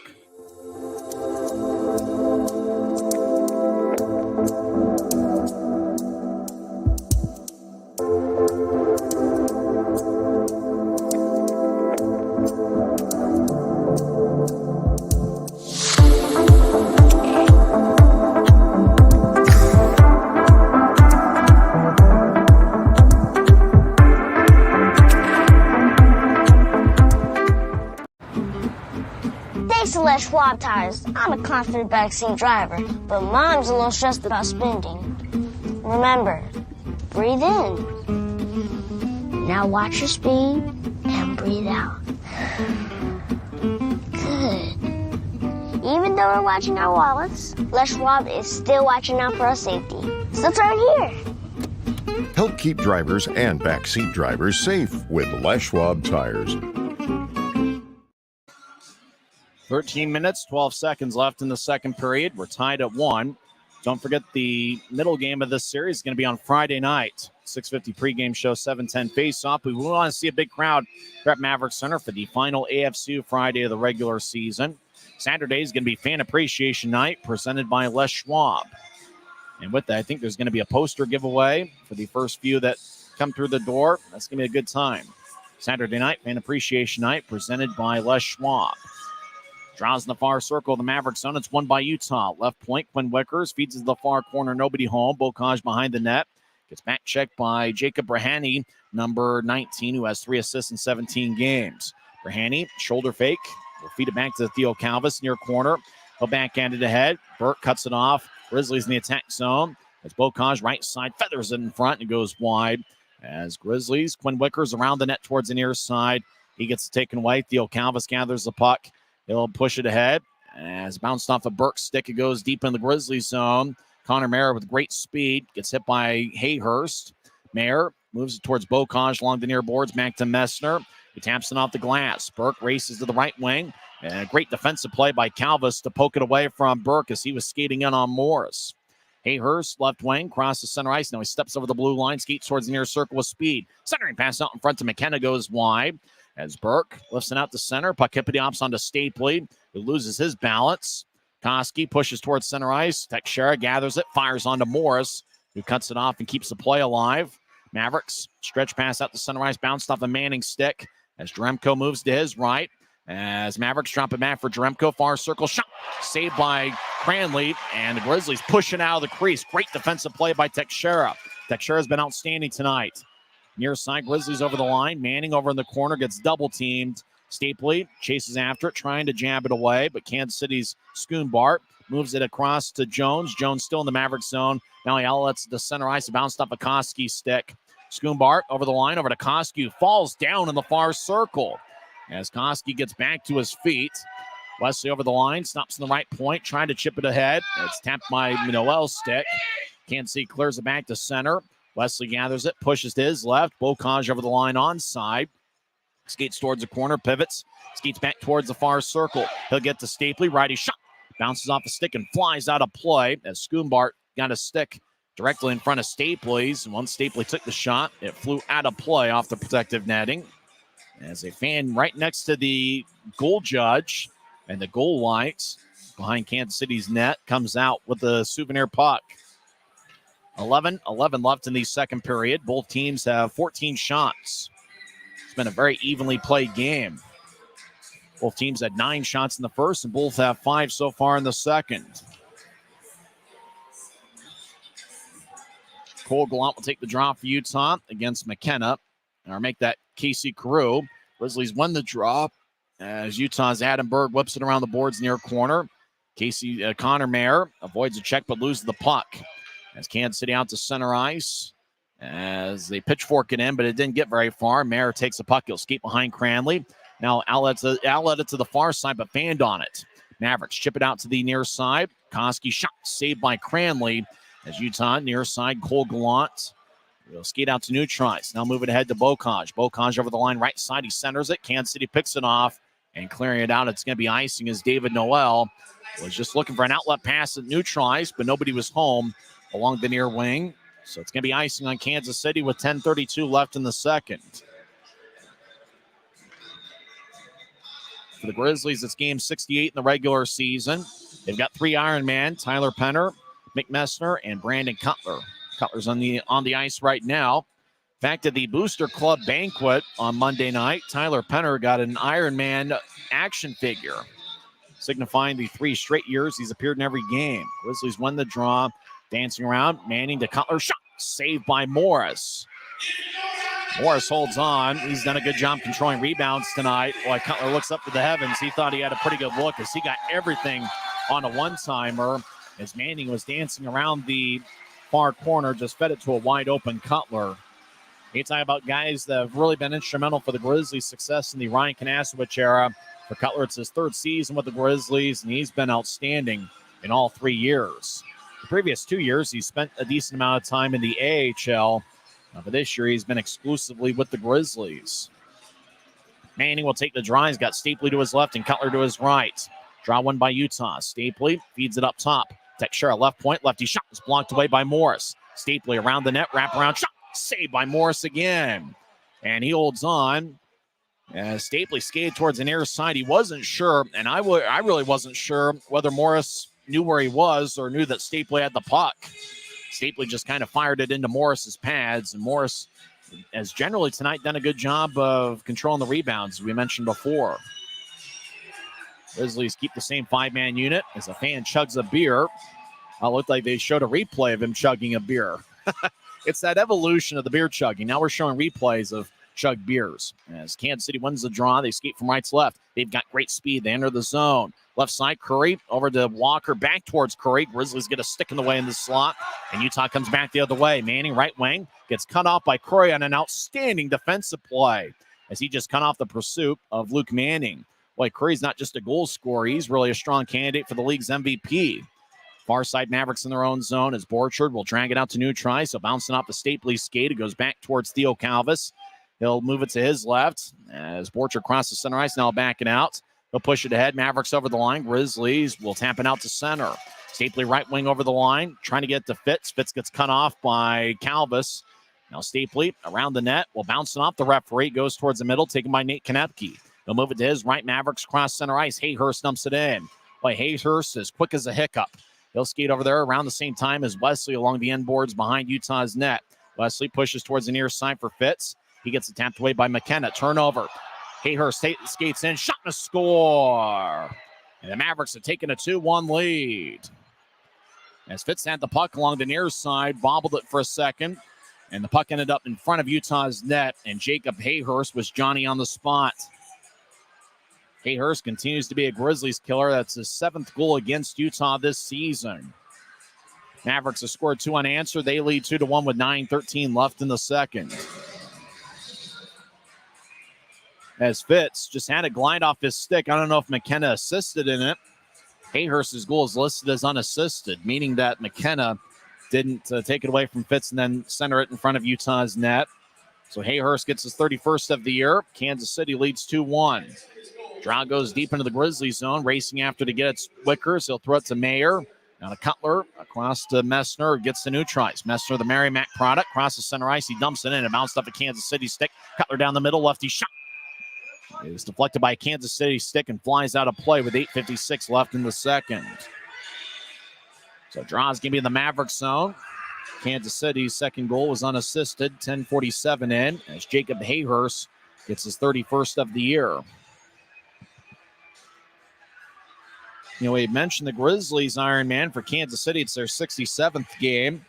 Patrick Curry, I imagine, is going to be first team all league. He is the only player to appear in every game for the Mavericks this season. Very much a surprise that an AHL team hasn't picked him up. Off the draw, right wing, Cutler's shot is blocked away by Morris. Puck in the far corner, deep in the Mavericks zone. Utah spins it over. Whistle blows as a hand pass is called with 8:47 left in the second. So Draw's going to come out to Neutri near the Grizzlies bench.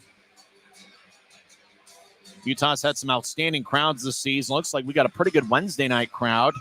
Utah's averaging 5,904 fans per game.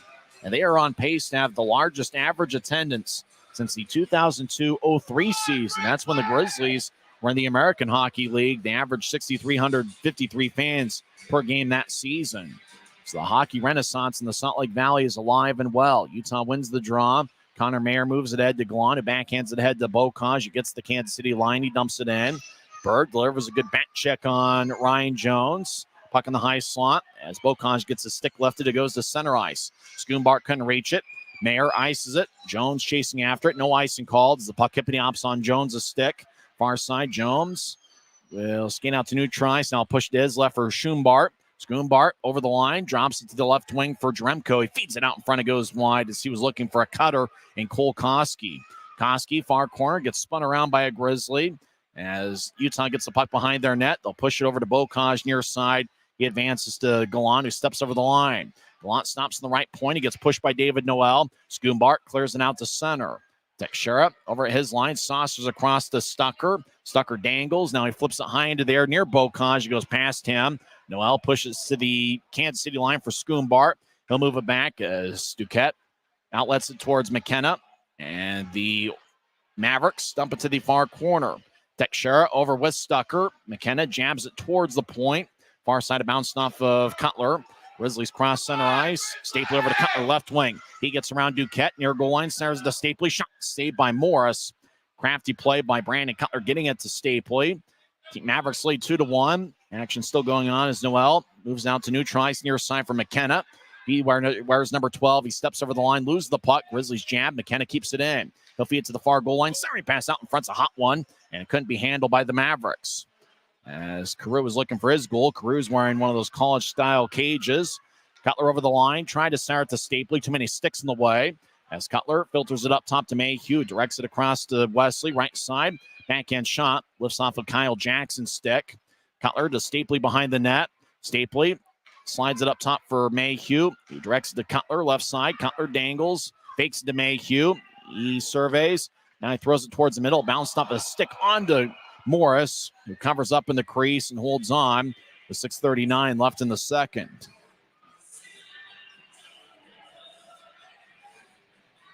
Both teams will change things up. As Tim Broussard had mentioned, it's kind of interesting, the chess match between Utah and Kansas City. Obviously, for Grizzlies fans, it's the first time they've seen Kansas City in person, unless they made the long trip to Kansas City, or maybe they went to another Mavericks game earlier this season. Kansas City, one of the faster teams we've seen all year. Draw one by the Grizzlies in the attack zone. Wesley, left side, righty shot is blocked away. Wesley has 17 goals this season. Burke, right wing shot saved by Morris. Rebound goes out towards the Kansas City line and back to center ice. Grizzlies in control of it as Penner feeds it back to Wesley, who saucers ahead. Pass goes tape to Mayhew, but he loses it. Mavericks 3-on-2. They're over the line. Porchard near a circle. Righty shot goes over Cranley's head and wide. As Curry will fire it off the end boards. Wesley will spin it to the near side. Mavericks, can they hold the line? Brahaney can. As Kansas City towards the near side, skates back towards Jacob Brahaney. As Borchard moves it across to Calvis, who trying to get to Walker down the middle. He couldn't reach it. It ricochets off the near boards. Curry near side, trying to break free of Mayhew. As Curry near side being shadowed like a hawk by Mayhew. Curry drops off for Konepke, who fires towards the net. It's sticked away by Wesley.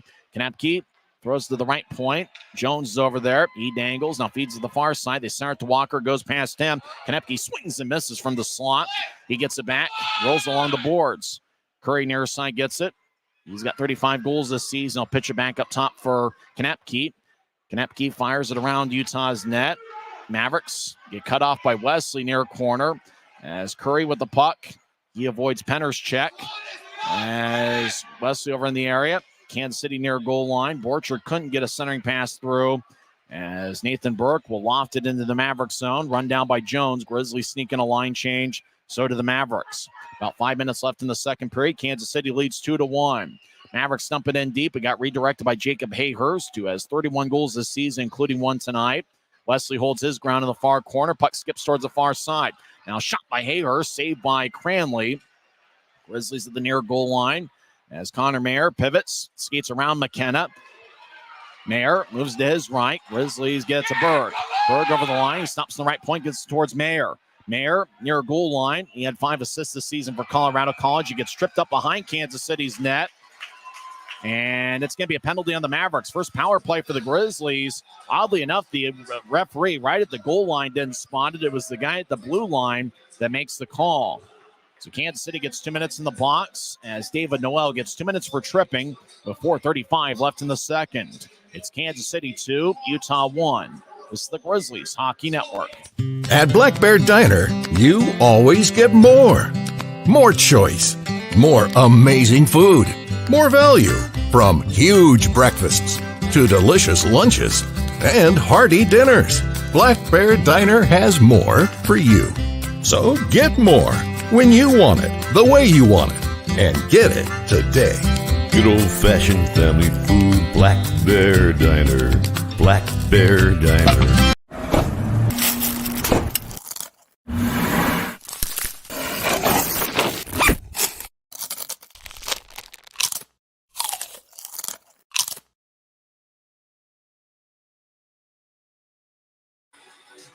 .435 left in the second period. Utah goes in the power play for the first time tonight as David Noel gets 2 minutes for tripping. 15:25 into the second. Utah went 3 for 9 on the power play on Saturday night. Grizzlies are 20.1% on the power play this season, which is tied for 13th in the league. Kansas City's penalty kills an even 80%. They are 11th in the league. Draws in the far circle. Kansas City leads 2-1. Grizzlies are looking for the tying goal. Kansas City is tied for the fewest shorthanded goals in the league with 2 this season. Draws in the far circle. Cutler will take it for the Grizzlies against Dremko for Kansas City. Draw one by Utah. Grizz get it up top. Mayhew over to Stapley. Goes between his legs. Now to neutralize. Grizzlies reset. Stapley saucers over to Mayhew. He danced around near the Kansas City bench. Mayhew gets to center ice. He'll shuffle to his right and drop it off for Cutler. Cutler over the line, far side. Gets to the high slot for Mayhew. He dances towards his left as he pushes. Bocage over in the far corner. Dance around. He'll backhand it ahead.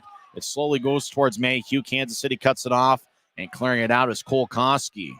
Koski comes off, as does the other Mavericks. Grizzlies keep the same 5-man unit. Mayhew and 4 forwards. Mayhew gets a new try. He'll drop it to his right for Bocage, who pitches across to his left for Cutler. Over to Fitz, who steps over the line, left point. They'll feed it to the corner. Cutler gets hit from the hump behind. Stapley near corner gets it. Saucers towards Cutler's got 9 power play goals this season. Cutler over to Stapley, back to Cutler, now to Stapley, back to Cutler, right circle. He dances around and he feeds up top to Mayhew. He directs it to his left for Bocage, back to Mayhew. Mayhew high slide to Bocage. One timer, he didn't get anything on it. Puck glides towards the far corner. Mavericks behind their net, push it out in front. Bocage shot goes wide. Morris might have gotten a piece of it off his pads. Cutler feeds up top to Mayhew. 40 seconds left in the power play. Cutler gets it across. Kansas City sticks it away, and the puck goes to new tries. As Kansas City overskates it, does Casey Crew. Grizzlies get it back. Crew stays on the ice as Mayhew out to new tries, pushes to his left. Puck bounces on to Cutler as the Grizzlies start a line change. Cutler gets held up. Kansas City with the puck.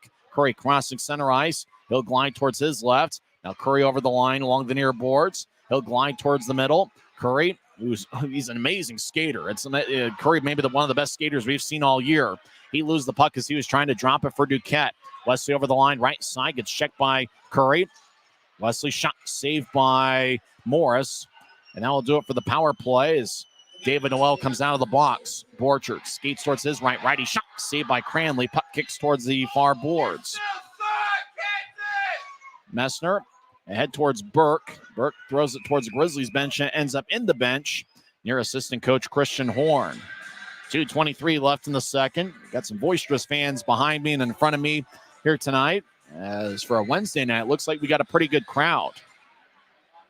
Remember, it's the same teams on Friday night for the middle game of the series. Saturday is going to be the final home game of the regular season. It's going to be Fan Appreciation Night presented by Les Schwab. Your tickets, UtahGrizzlies.com. Draws near the Kansas City bench. 2:23 left in the second. And it's won by Utah. As Quinn Wickers pitches ahead. Grizzlies will loft it out to center ice. It's banded by Duquette. On to Hayhurst. A hand pass is going to be called. And someone from Provo watching the game could have called that for Kansas City or really any part of the country. Draw's going to be in Mavericks territory near dot. Penner will take the draws out there with Berg and Aragon. Fitz would normally be on this forward unit, but he was just out there and had a long shift on the power play. Penner, the third-year pro out of Colgate, sporting a beard and a net guard, will take the draw against Max Andriov. Andriov third in the league with 51 assists. Draw won by Kansas City. Calvis slices across off the near boards. It goes towards Andriov. He skates around Berg, right wing. Andriov over the line. He falls down. No call as Andriov fell on his own near Quinn Wickers. Mayer drops it behind Utah's net. Wickers slices it towards the far boards. Mavericks bounce it in the far corner as Andriov gets pushed by Mayer in his pro debut. As McKenna feeds it out in front, it's sticked away by Penner. Can't see, keeps it in right side. Calvis lofts it to the far corner and goes towards Wickers, who pushes to Berg, who flings it behind his legs. Penner trying to skate out of the zone. Mavericks poked it away. Utah down the middle. Now it goes to new tries. Berg overskates it. Now he gets it across the center ice. He's over the line. He'll move it to his right for Aragon, who gets a hot pass. He'll feed it behind him to Penner. Penner in the near corner will slice it across. Aragon couldn't get it as it goes towards the far wing. Berg has a tap off his stick. McKenna over at the far goal line. Now he skates behind Kel Morris's net and stops as both teams will change up skaters. 1:10 and counting left in the second period. It's Kansas City 2, Utah 1. Over to the near side, Jeremko Ahead to Schoonbart, who dumps it in. Schoonbart gets hit by Stucker, but gets around him. Schoonbart with a big-time hit on Teixeira in the near corner. Grizzlies come back the other way. As Manning over to Cutler, right side. Cutler over Koski. Centers to Manning. He'll take a lefty shot. Saved by Morris. Now Stapley feeds up top. Teixeira, left point, dangles. Now he fires towards the net. It goes wide. It hits the side of it onto Cutler. Near side, Cutler will hook it over to Stapley. It bounced off the Stapley and back to Neutrice and all the way into the Grizzlies zone. Stucker runs it down. He feeds it across to Teixeira. He'll loft it back towards Stucker. Stucker, long outlet pass to the right wing for Cutler. It tapped off his stick. It goes deep into the Maverick zone as Konepke throws to the far side. Now ahead, Mavericks with a hot pass to the right side. Bounced off a Koski's stick, and it goes deep in the Grizzly zone. Mavericks sneaking a line change. 13 seconds left in the second. Wesley behind his net. We'll throw it back to Mayhew at 19 points in March. Turnover, Kansas City far circle. Centers out to Curry. He'll take a lefty shot, and he scores. Boy, Curry had a tough time locating at first. It bounced off his right skate onto his left, and Curry put it past Will Cranley.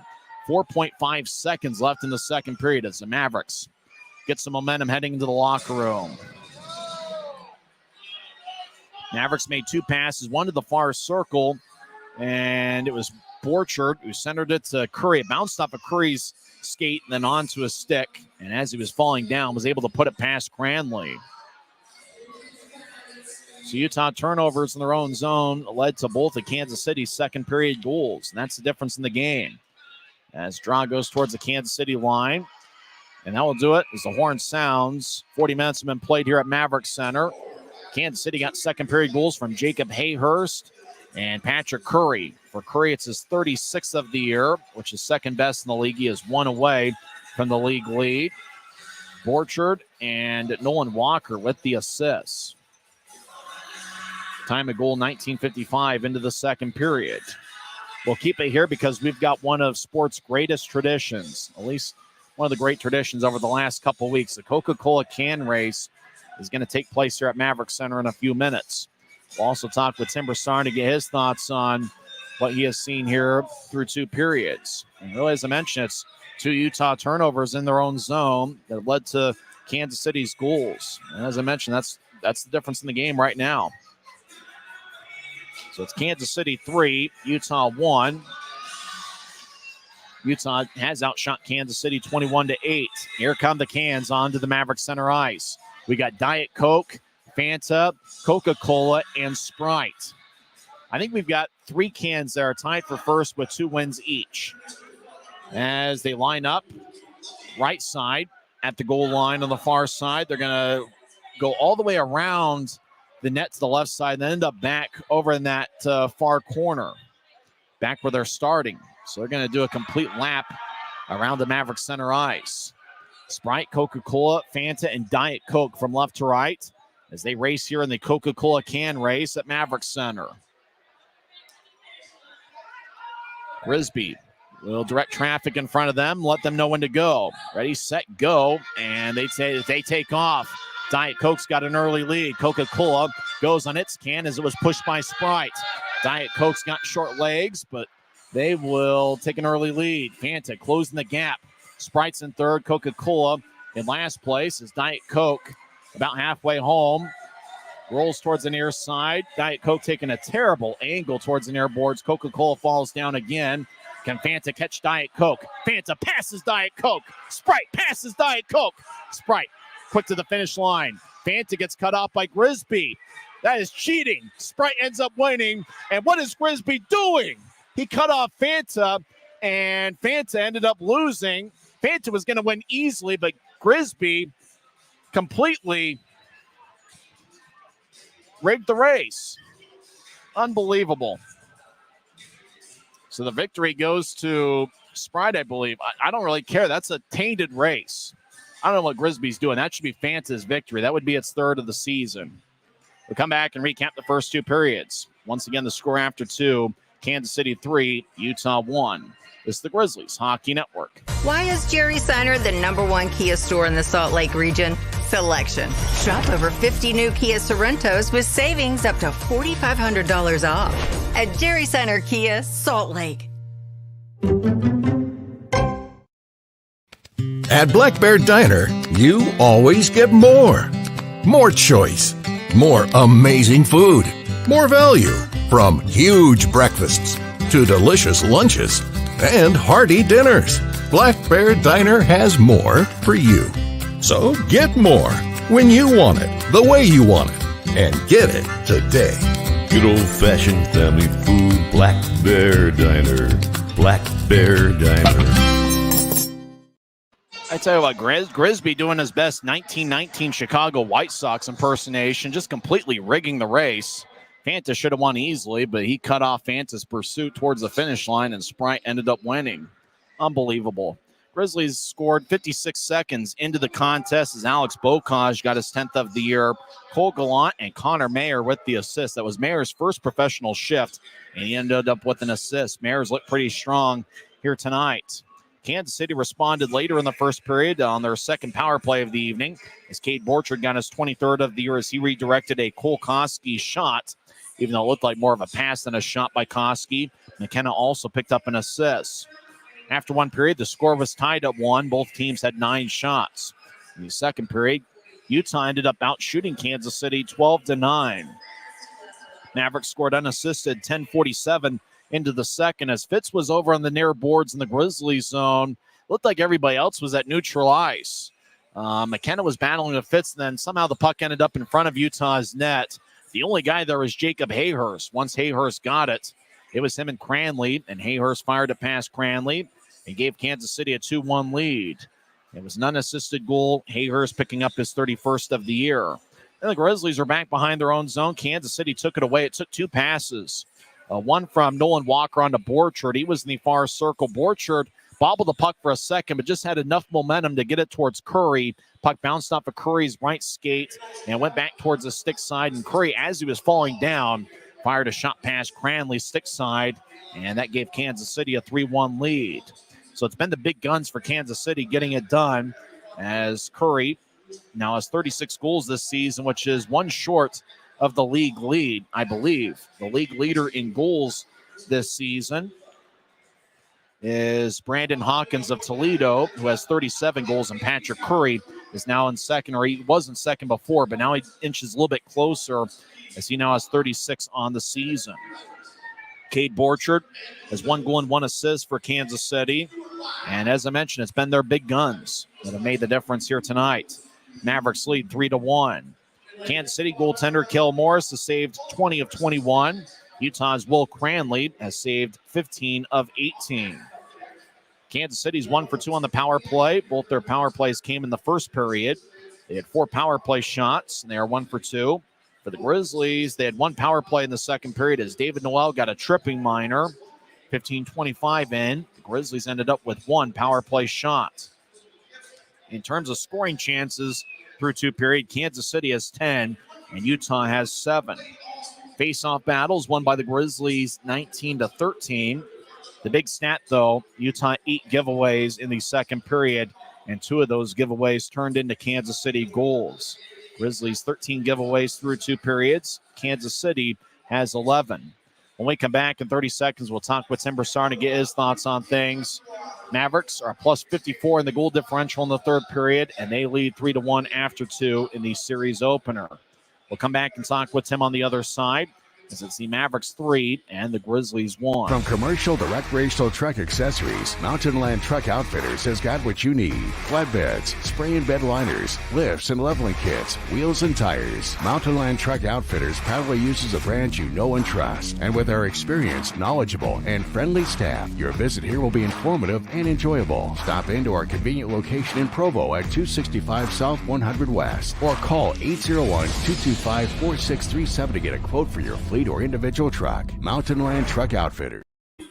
Welcome back to Maverick Center. Kansas City leads 3-1. I still can't get over Grisby rigging the Coca-Cola can race.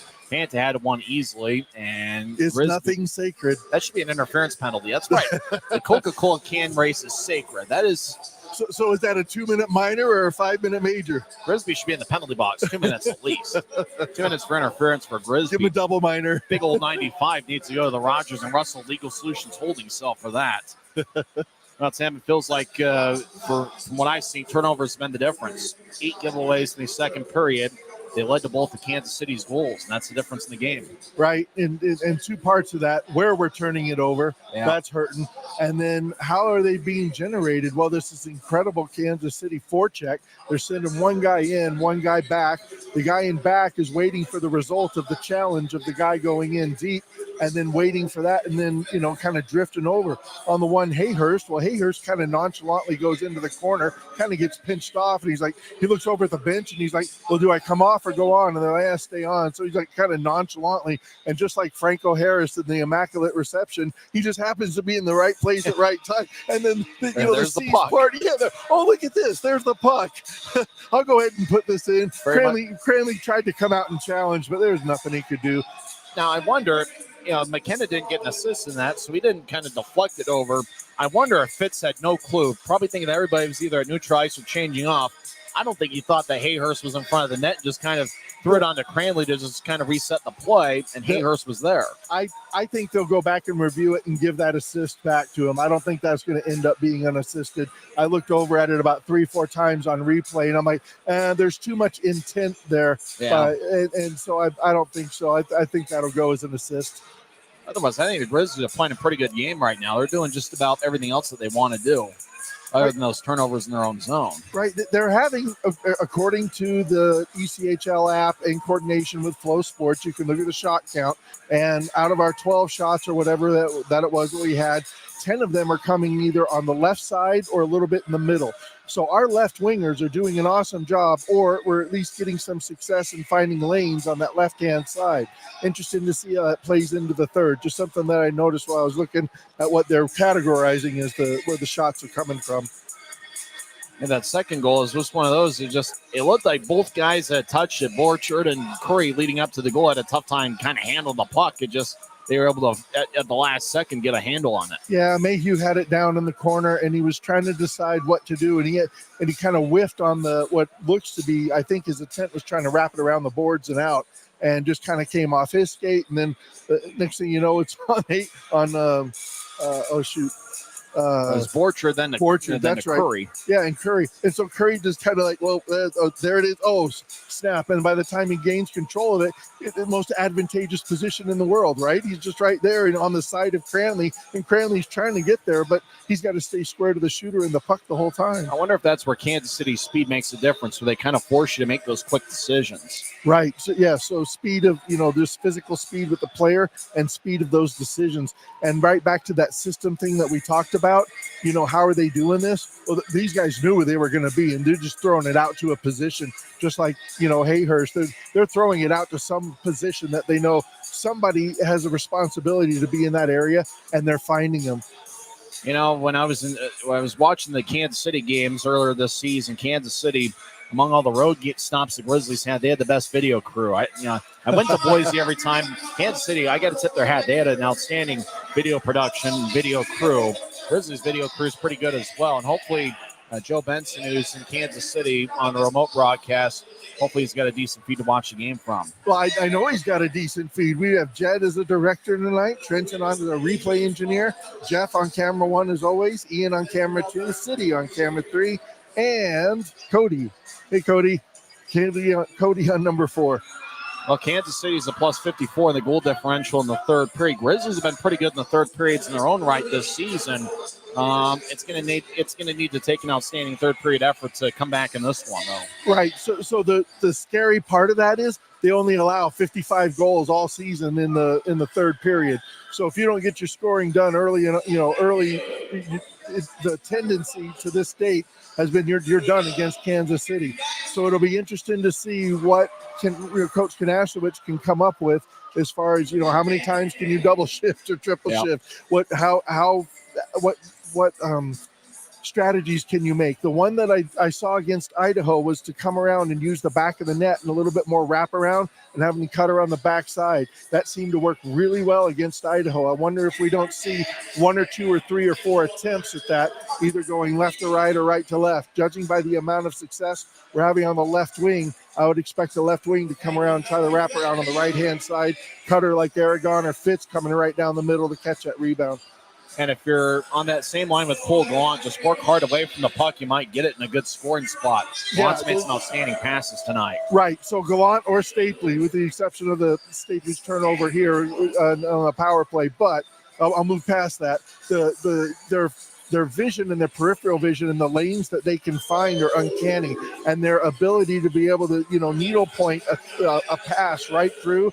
And it is just awesome. So that's what we're going to need if we're going to have any success at all. We're down by 2. We got 20 minutes left. We can do this.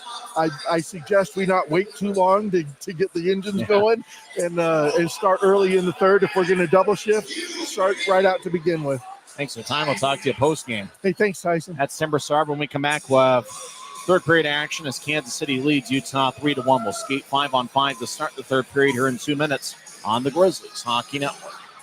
This isn't just copper. It's our job. It's food on our family's tables. Without it, we couldn't stay in touch. It's what keeps our homes warm and our lights on. It's the power behind the team and a greener, brighter future. This isn't just copper. It's a proud Utah and a strong America. Why is Jerry Seiner the #1 Kia store in the Salt Lake region? Selection. We've got over 350 new Kias to choose from. Savings. Shop over 30 new Kia Seltos models and save up to $2,000 off when you buy. Jerry Seiner has been the area's most trusted automotive source for over 40 years. Little wonder then how we've made thousands of friends to last a lifetime. Jerry Seiner Kia, Salt Lake.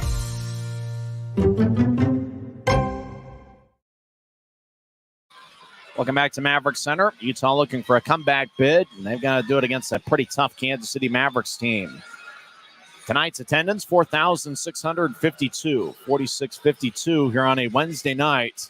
Considering how well the weather is and some other sports and entertainment options on this Wednesday night, I got to say, pretty good Wednesday night crowd. And it looks like it is every bit of 4,600 here on this Wednesday night. Don't forget to get your tickets, as after tonight, there's 2 home games left in the regular season. Friday is going to be a 7:10 start. It's going to be the final AFCU Friday of the season. The tickets start at $10 when you pay using your AFCU debit or credit card at the Mavericks Center box office. Saturday night is Fan Appreciation Night presented by Les Schwab, and that's going to be a 7:10 start. Next week, the Grizzlies will head to the road for a 2-game set against the Idaho Steelheads, April 12th and 13th. Allen won earlier today, 2-1 in overtime. And so Utah looking to maintain a 6-point lead over Allen. Grizzlies are tied with Tulsa for third place in the Mountain Division. Remember, the Grizzlies do own the tiebreaker as we speak, as the tiebreaker is regulation wins, and Utah is 25 and Tulsa is 23. Tulsa is off tonight. They will face Wichita this weekend. For Allen, they need some victories this weekend, and they need them badly. They are taking on the Adirondack Thunder, who are in first place in the North Division. Feels like for the Grizzlies to make a comeback bid, they're going to have to find a way to control that area in the crease on both sides of the ice. Grizzlies had their chances out in front there in the second period, just haven't found a way to get it past Kel Morris, who's played a pretty decent game. Morris so far has saved 20 of 21. They work on the paint right there in front of Kel Morris's net. As Morris looks on, 20 minutes are on the Mavericks Center scoreboard clock. Here to start the third period. Grizzlies will begin the frame with Luke Manning, Brandon Cutler, and Brett Stapley. Cutler, Stapley, and Manning, the 3 forwards. Wesley and Mayhew, the defensive pairing. Kansas City is going to start the third period with Jeremy McKenna. He's out there with Jacob Hayhurst and Max Andreev. Andreev, Andreev. He has 18 goals and 51 assists this season. Grizzlies will be skating from right to left as we see it from high top section 114. Your mind's eye, see it on YouTube. Kansas City will be skating from left to right here to start the third.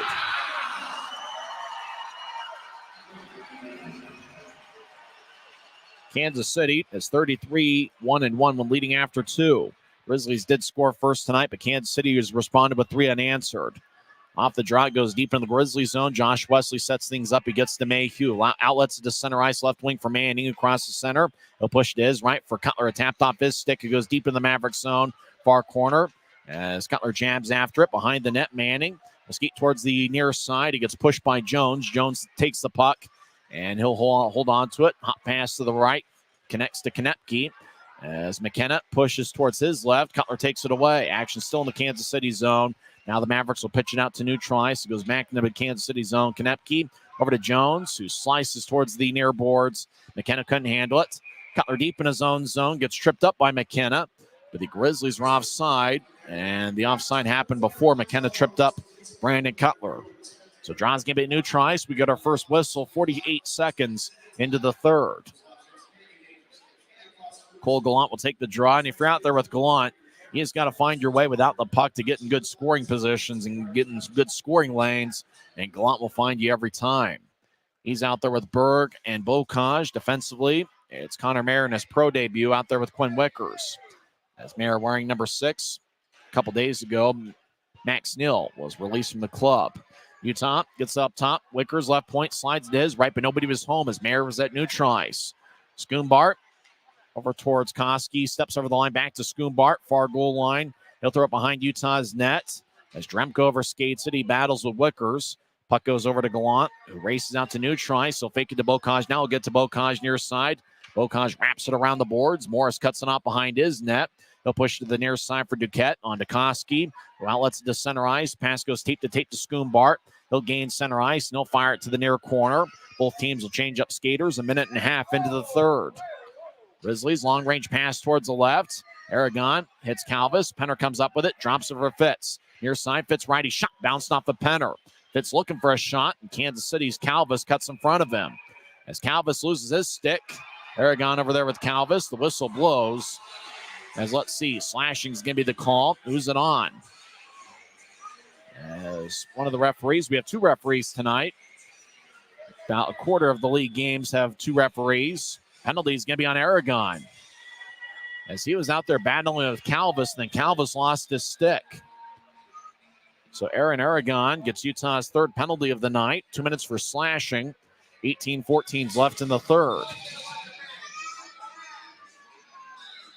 As Calvis lost his stick, I didn't see a slash there. I'm not sure about, I don't know about that one. Unless it happened before the replay started. Calvis lost his stick, but Aragon was not in the. Aragon didn't whack it out of his hand. I don't know about that. Kanaswich and Horn talking it over on the Grizzlies bench. Slashing is a call, minute 46 into the third. Kansas City wins the draw as Koski over in the high slot feeds it to Curry. Curry just outside the near circle. He shoulder fakes to his right. Now he feeds it to Hayhurst. Back to Curry, who danced around. Curry near dot, gets over to Hayhurst. Shot saved by Cranley.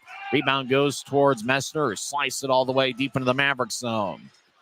As Gallant and Messner come off, Penner enters along with Luke Manning. Sherratt and Wesley for the Grizzlies. Koski gets a new try. He crosses center down the middle. He's got good speed. He'll drop it for Curry. But Koski entered before the puck. It's offside of the Mavericks with 1:27 left in the Kansas City power play. Mavericks are 1 for 2 on the man advantage tonight. Cade Borchard's one of those guys. First time I've seen him in person. And boy, he's an outstanding skater, a guy that makes quick decisions. He really puts pressure on the defense each and every shift. Borchard played his college hockey at Minnesota State Mankato, first full season as a pro. Borchard ended last season with Kansas City and had 7 points in 8 games. This year he's averaging more than a point a game. Draw one by the Grizzlies. Wesley fires it on to Curry. Curry gets up slowly. He's appeared in every game this season as Wesley tried to clear it into the Maverick zone and it bounced off of Curry's right leg. As Hayhurst over the line over to Curry, who shoulder fakes in the right point. He'll drop it for Koski. Koski over to the near circle, drops it back for Curry, who's all alone. He'll take a lefty shot. It's blocked by Teixeira. It goes to Manning, who lumbers out to Neutrice. Now I'll fire it in. It's Morris. Lets it go towards the far side. Bouncing puck. Grizzlies 5 shorthanded goals this season as Penner couldn't handle it. Mavericks quickly get to center ice. They're over the line. McKenna feeds it to his right for Curry, who bobbles it, gets it back, and gets up top to McKenna. He'll slice to the left point.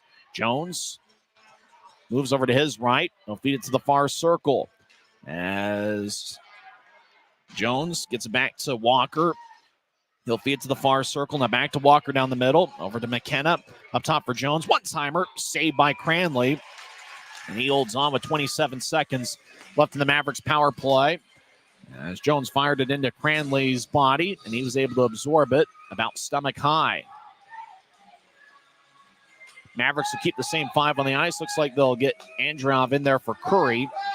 As Androv's out there with Jaremko's taking the draw. Nolan Walker's in the right wing. Up top is Ryan Jones and Kyle Jackson. Jackson's a +8 this season. He has 14 goals and 30 assists in 44 games. Gallant will take the draw for the Grizzlies. He's taken quite a few of the key faceoffs for Utah here down the stretch.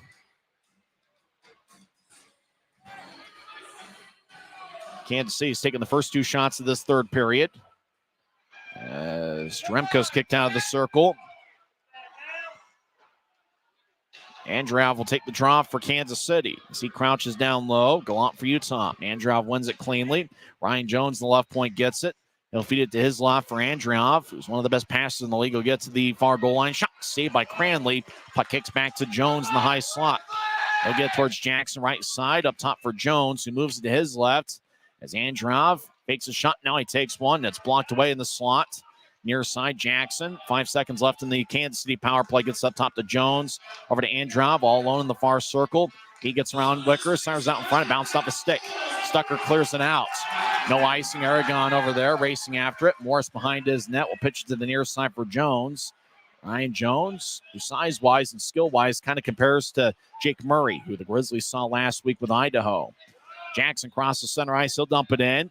Mayhew behind his net will pitch it to the far corner as Wesley will fly it high into the air. It's gloved and dropped by Burke at center ice, trying to get to Stapley. Bouncing puck down the middle. Duquette will one-hand it towards the far corner. As Schoonbart over towards McKenna. Utah took it away.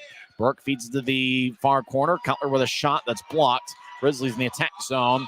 Burke trying to curl it towards Stapley, and the pass goes wide. Koski enters the zone.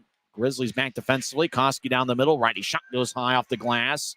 As Cutler loses his stick, he wanted to call. As Stapley bounced off a Burke skate. Mavericks push it ahead. Down the middle. Shot goes wide as Schoonbart tried to fire it over Cranley's right shoulder, but missed the net. Mavericks lead 3-1. 5 minutes into the third period. West over the line. He'll skate in. Near circle. Stops in the corner. Pivots. Gets it towards Stapley, who couldn't handle the hot pass. Far corner. Kansas City gathers it. Mavericks lead 3-1. Schoonbart out to neutralize, dangles of the puck. He crosses center, and he'll skip it into the far corner very slowly. Wicker's chasing after it as the Mavericks get 5 fresh skaters on the ice. Utah over to the near side for Burke. He loses it. Right side. Shot goes wide as it might have bounced off the Mayor's stick.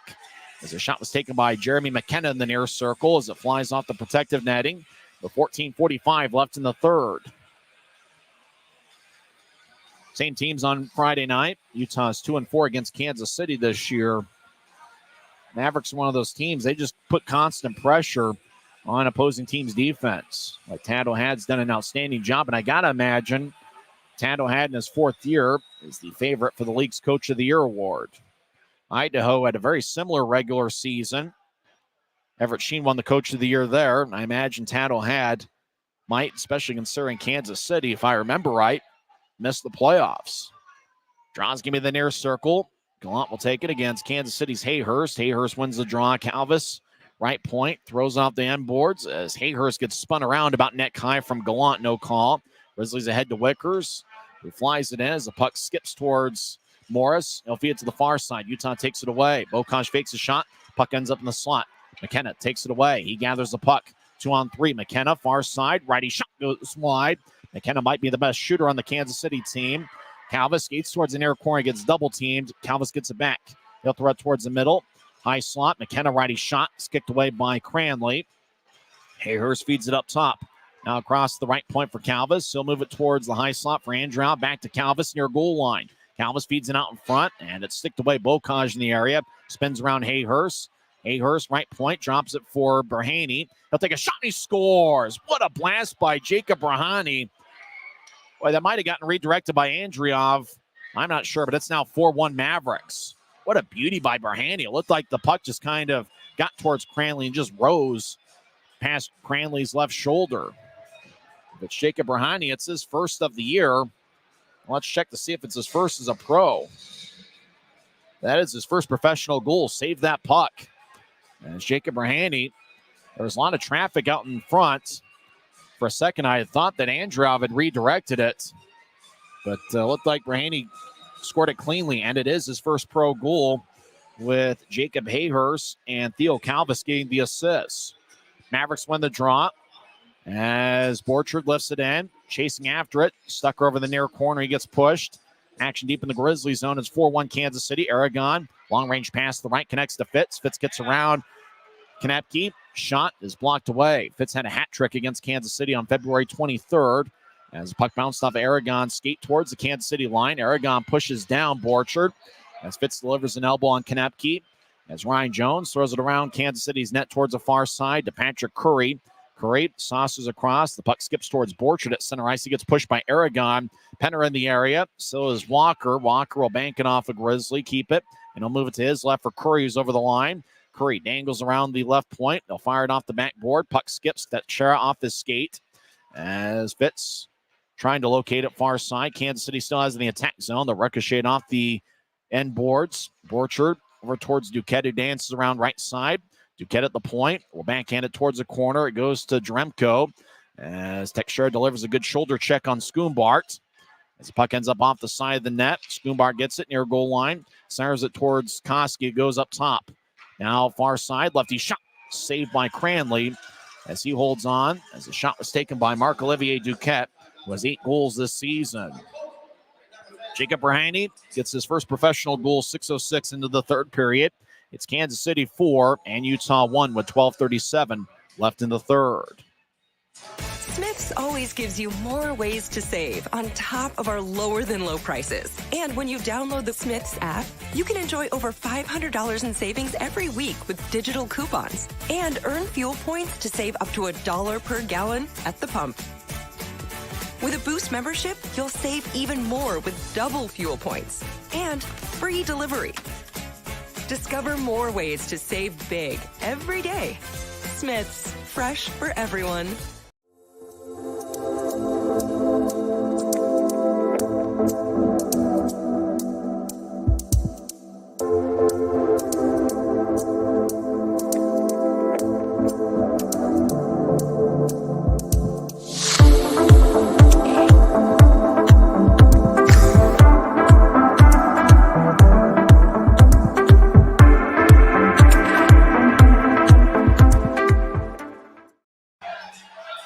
Kansas City 4, Utah 1 is Jacob Rahani.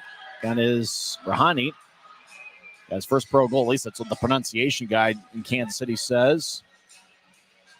12:37 left in the third. Draw one by the Grizzlies. As Josh Wesley lifts it high into the air as it skies into the Kansas City zone. Burke gets a high slide. He'll fire it off the end boards. Gallant chasing after it. Duquette pokes it ahead. Mavericks feed it out to center. It goes back to Utah as Burke moves it ahead. Kansas City picks it off. Mavericks new tries. Messner one-hands it away, but it goes back to Kansas City's Dremko, who lays it for Schoonbart, who's over the line. Far circle, lefty shot. He swings and misses. Now he gets a back shot saved by Cranley. As action hacking away near side, Schoonbart will feed it over to the far side. Kansas City couldn't handle it. Goes back to center. As Koski down the middle, he steps over the line as he gets back checked by a Grizzly, and that was Gallant as the puck skips towards the far side. As Grizzlies sneak in a line change, Mavericks reset deep in their own zone, skating from left to right. Duquette outlets it to center ice. It couldn't be handled by Carew. Now it goes to the far side, taken by Curry, who's over the line onside. He'll skip it ahead. Lefty shot, save, rebound. Carew trying to kick it in, goes wide. Now Curry shot, and Cranley on his side was able to make a stop. Puck still in play, left point. Mavericks far goal line center pass. Shot goes wide as they were looking for a cutting Carew out in front as he was cutting horizontally.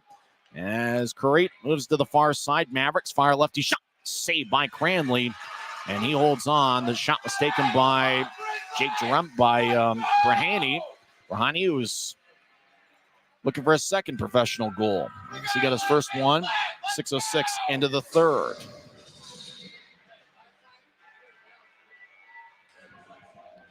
Mavericks have outshot the Grizzlies by a wide margin here in the third period. 29-21 is the Kansas City edge here. The Mavericks have 11 shots in the third period, and the Grizzlies have none. Draw one by the Mavericks down the middle. Righty shot is blocked away by Cranley, and it goes out of play. That shot taken by Jeremy McKenna. Sometimes they talk about baseball pitchers and their fastball. Well, it seems like McKenna's got pretty good exit velocity off his stick as he gets on goaltenders in a hurry. But Cranley makes the stop. He has saved 25 of 29. Draws in the far circle of the Grizzlies zone.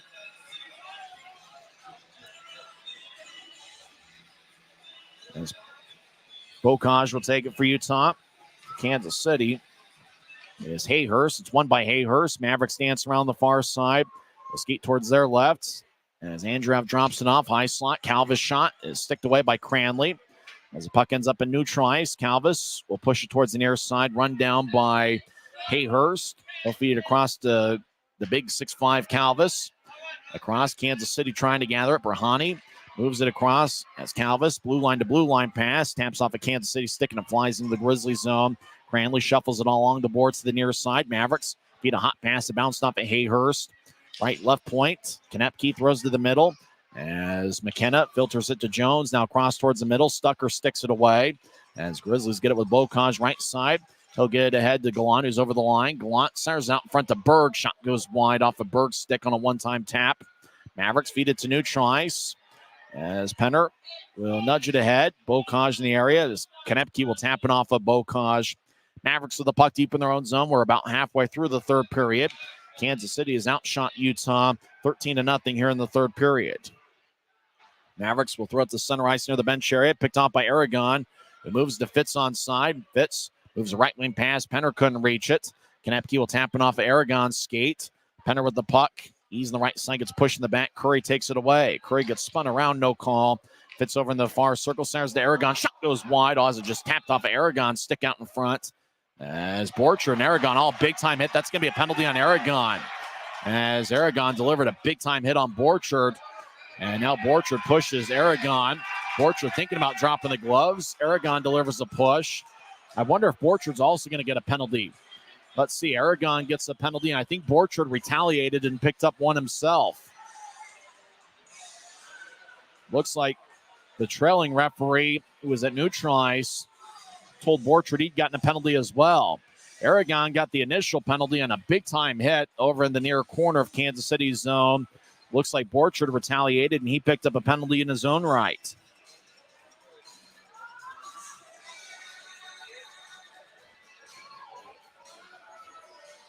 The two referees are talking with team leaders on both clubs. Jake Jeremko, the Kansas City captain, and Keone Teixeira, assistant captain. Josh West of the Grizzlies captain's also on the ice. As they show the hit as the puck ended up in the corner. Aragon just lit up Borchard. And then Borchard picked up a slashing minor, retaliating. And there's a slash right there onto Aragon. As Aragon's penalty is charging. And Borchard got a slashing minor.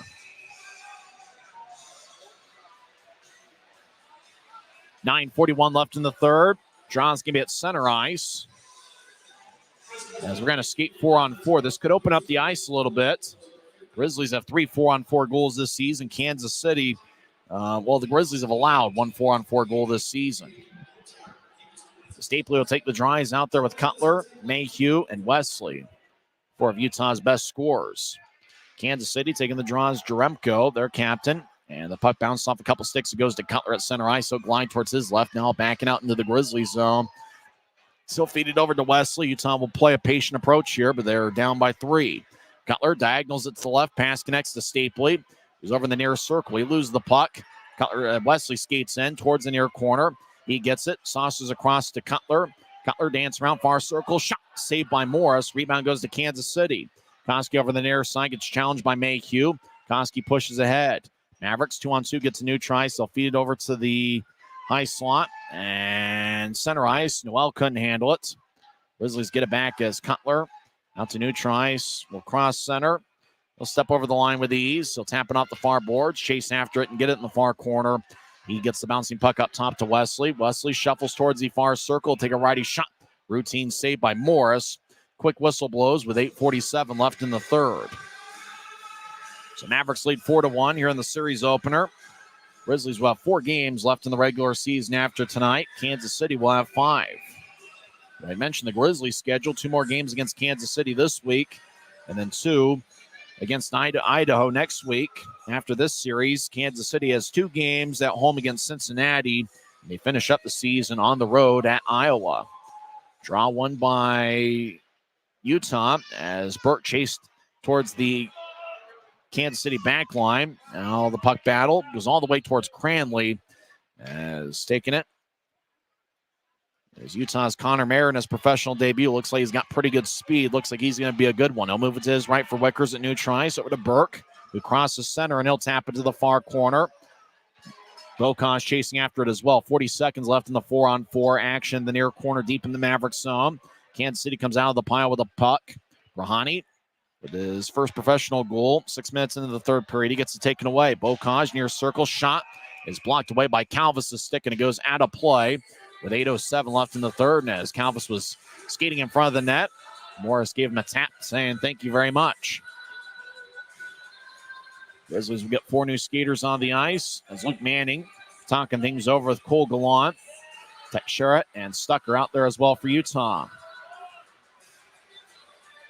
Of course, knowing the Grizzlies and their comeback attempts and really their successful comebacks here at home, it's never over till it's over.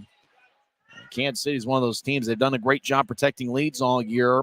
I think Grizzlies fans are kind of getting that indication, kind of getting that sense of why Kansas City's got the record that they do.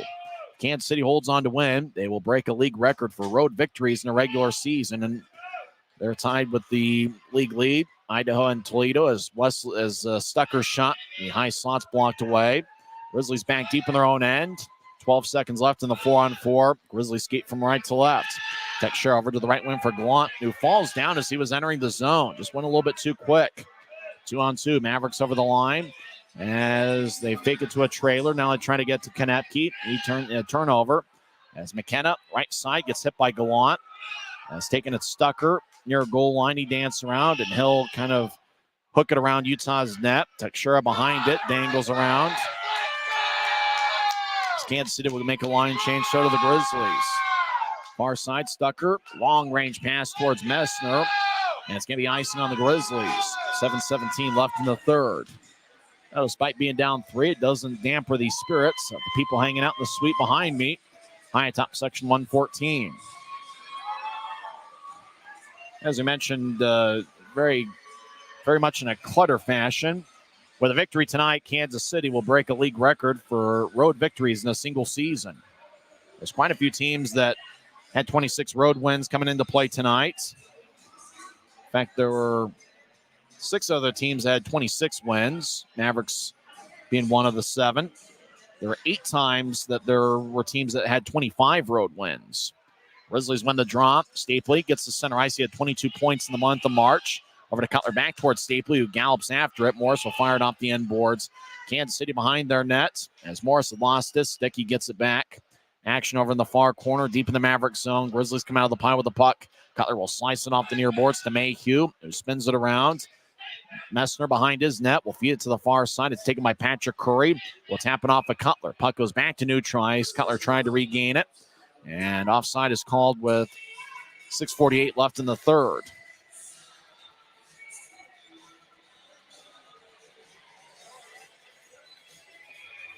With Kansas City having a 1-0 lead here so far in the third period, they have doubled up opponents in terms of scoring in the third period this year. Mavericks have 110 goals in the third period, and they have allowed 55. Draw one by Kansas City. They skate from left to right. Calvis throws it in front of his net. As Mavericks get it towards Androv. Androv wearing number 44, rolls along the far side.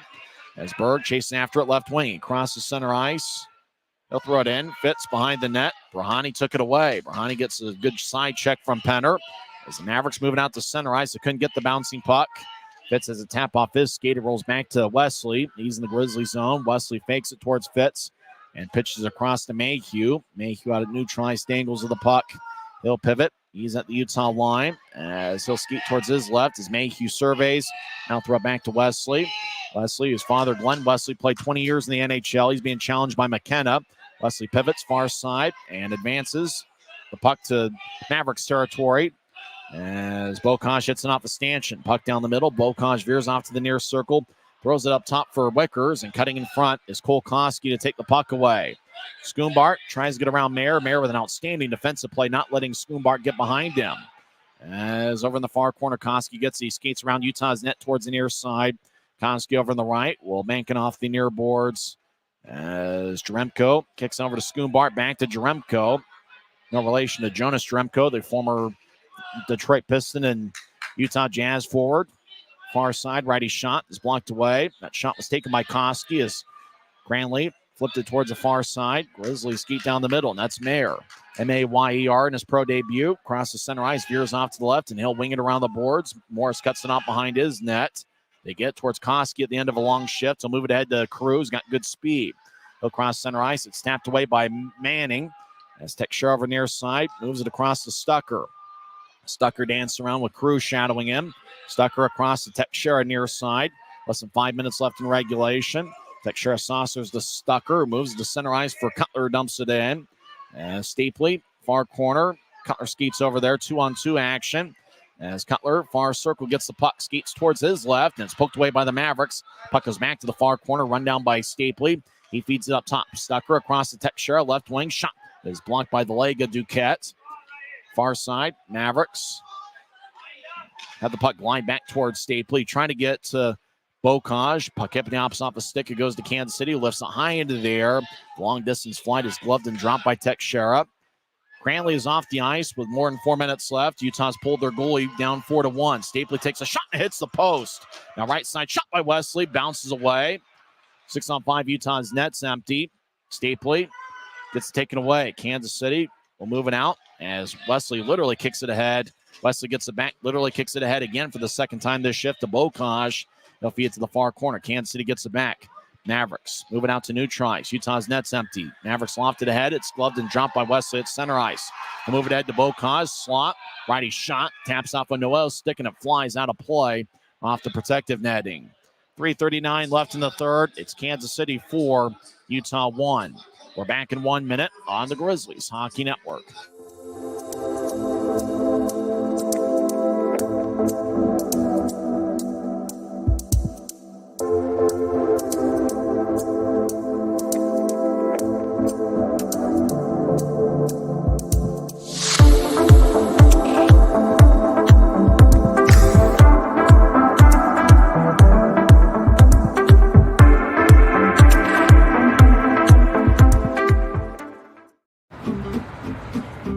Schwab tires. I'm a confident backseat driver, but Mom's a little stressed about spending. Remember, breathe in. Now watch your speed and breathe out. Good. Even though we're watching our wallets, Les Schwab is still watching out for our safety. So turn here. Help keep drivers and backseat drivers safe with Les Schwab tires. It's the Mavericks 4 and the Grizzlies 1. 3:39 is left in the third period. We're going to skate 5-on-5 draws. Give me in the Kansas City zone. Yesterday, the big news in the league, the Newfoundland Growlers, their franchise was terminated. At least that was the terminology used by the league in their press release yesterday as the Growlers folded. Because now we're down to 27 teams in the league. And with Newfoundland folding, it just means everybody kind of jumps up a spot in the standings. Newfoundland was in a three-way tie for fourth place in the North Division, but they have closed their doors as of yesterday. Grizzlies win the draw as Connor Mayer has one assist in his pro debut. He gets the puck in the left point. He'll feed it across to Stucker. Utah's net is empty. 3.5 minutes left in the third. Stucker, right point, throws to the far goal line for Burke. Burke fakes it to Stucker. Now he gets it to Stucker. Those two were college teammates at the University of Minnesota for 2 years. Puck glides along the boards towards the near side. It's taken by Kansas City. They'll pitch it ahead. Bouncing puck right side. Borchard looking for the empty net. Fanned on it as Burke will get it. Good job by Messner cutting off Borchard, not letting him get a second chance at the puck. Connor Mayer, near side, loses it. Kansas City's Nolan Walker fires to the empty net, and he scores. And his baby's in the refrigerator as it's now a 5-1 game. Nolan Walker, not a guy that takes a ton of shots, but he makes them count. Coming into play tonight, Walker at a 32.6 shooting percentage. That is his 4th shot of the game, so his shooting percentage actually goes down with a 1-for-4 performance. So it's now Kansas City 5, Utah 1. Cranley's back in net. It looks like the Mavericks are going to win the first game of this series. Draw one by the Grizzlies. Josh Wesley, far side. Will skate over the red line. Now the blue. Far circle. Shot is blocked. Aragon in the area. He'll feed it up top to Fitz. One-timer is blocked. It goes back to Fitz. He'll move it across to Wesley. One-timer. Kick saved by Morris in the butterfly position. As near side. Schoombart across the center. Will push to his left. Mavericks over the line 3-on-3. Koski over to the far corner. He stops. Gets pushed by Mayhew. Fitz comes away with the puck. Fitz over to Aragon left wing. He'll get to center ice and tried to shovel it in, but fanned on it. As Aragon get hit along the near boards by Schoombart. It's Kansas City back to their own end, far side. They'll pitch it out towards Schoombart. Bounced off the linesman. Schoombart gets it back 2-on-3. Mavericks cross center. Schoombart will skip it into the near corner. As both teams will make a line change, as fans are headed for the exits. Pretty good Wednesday night crowd. 4,652.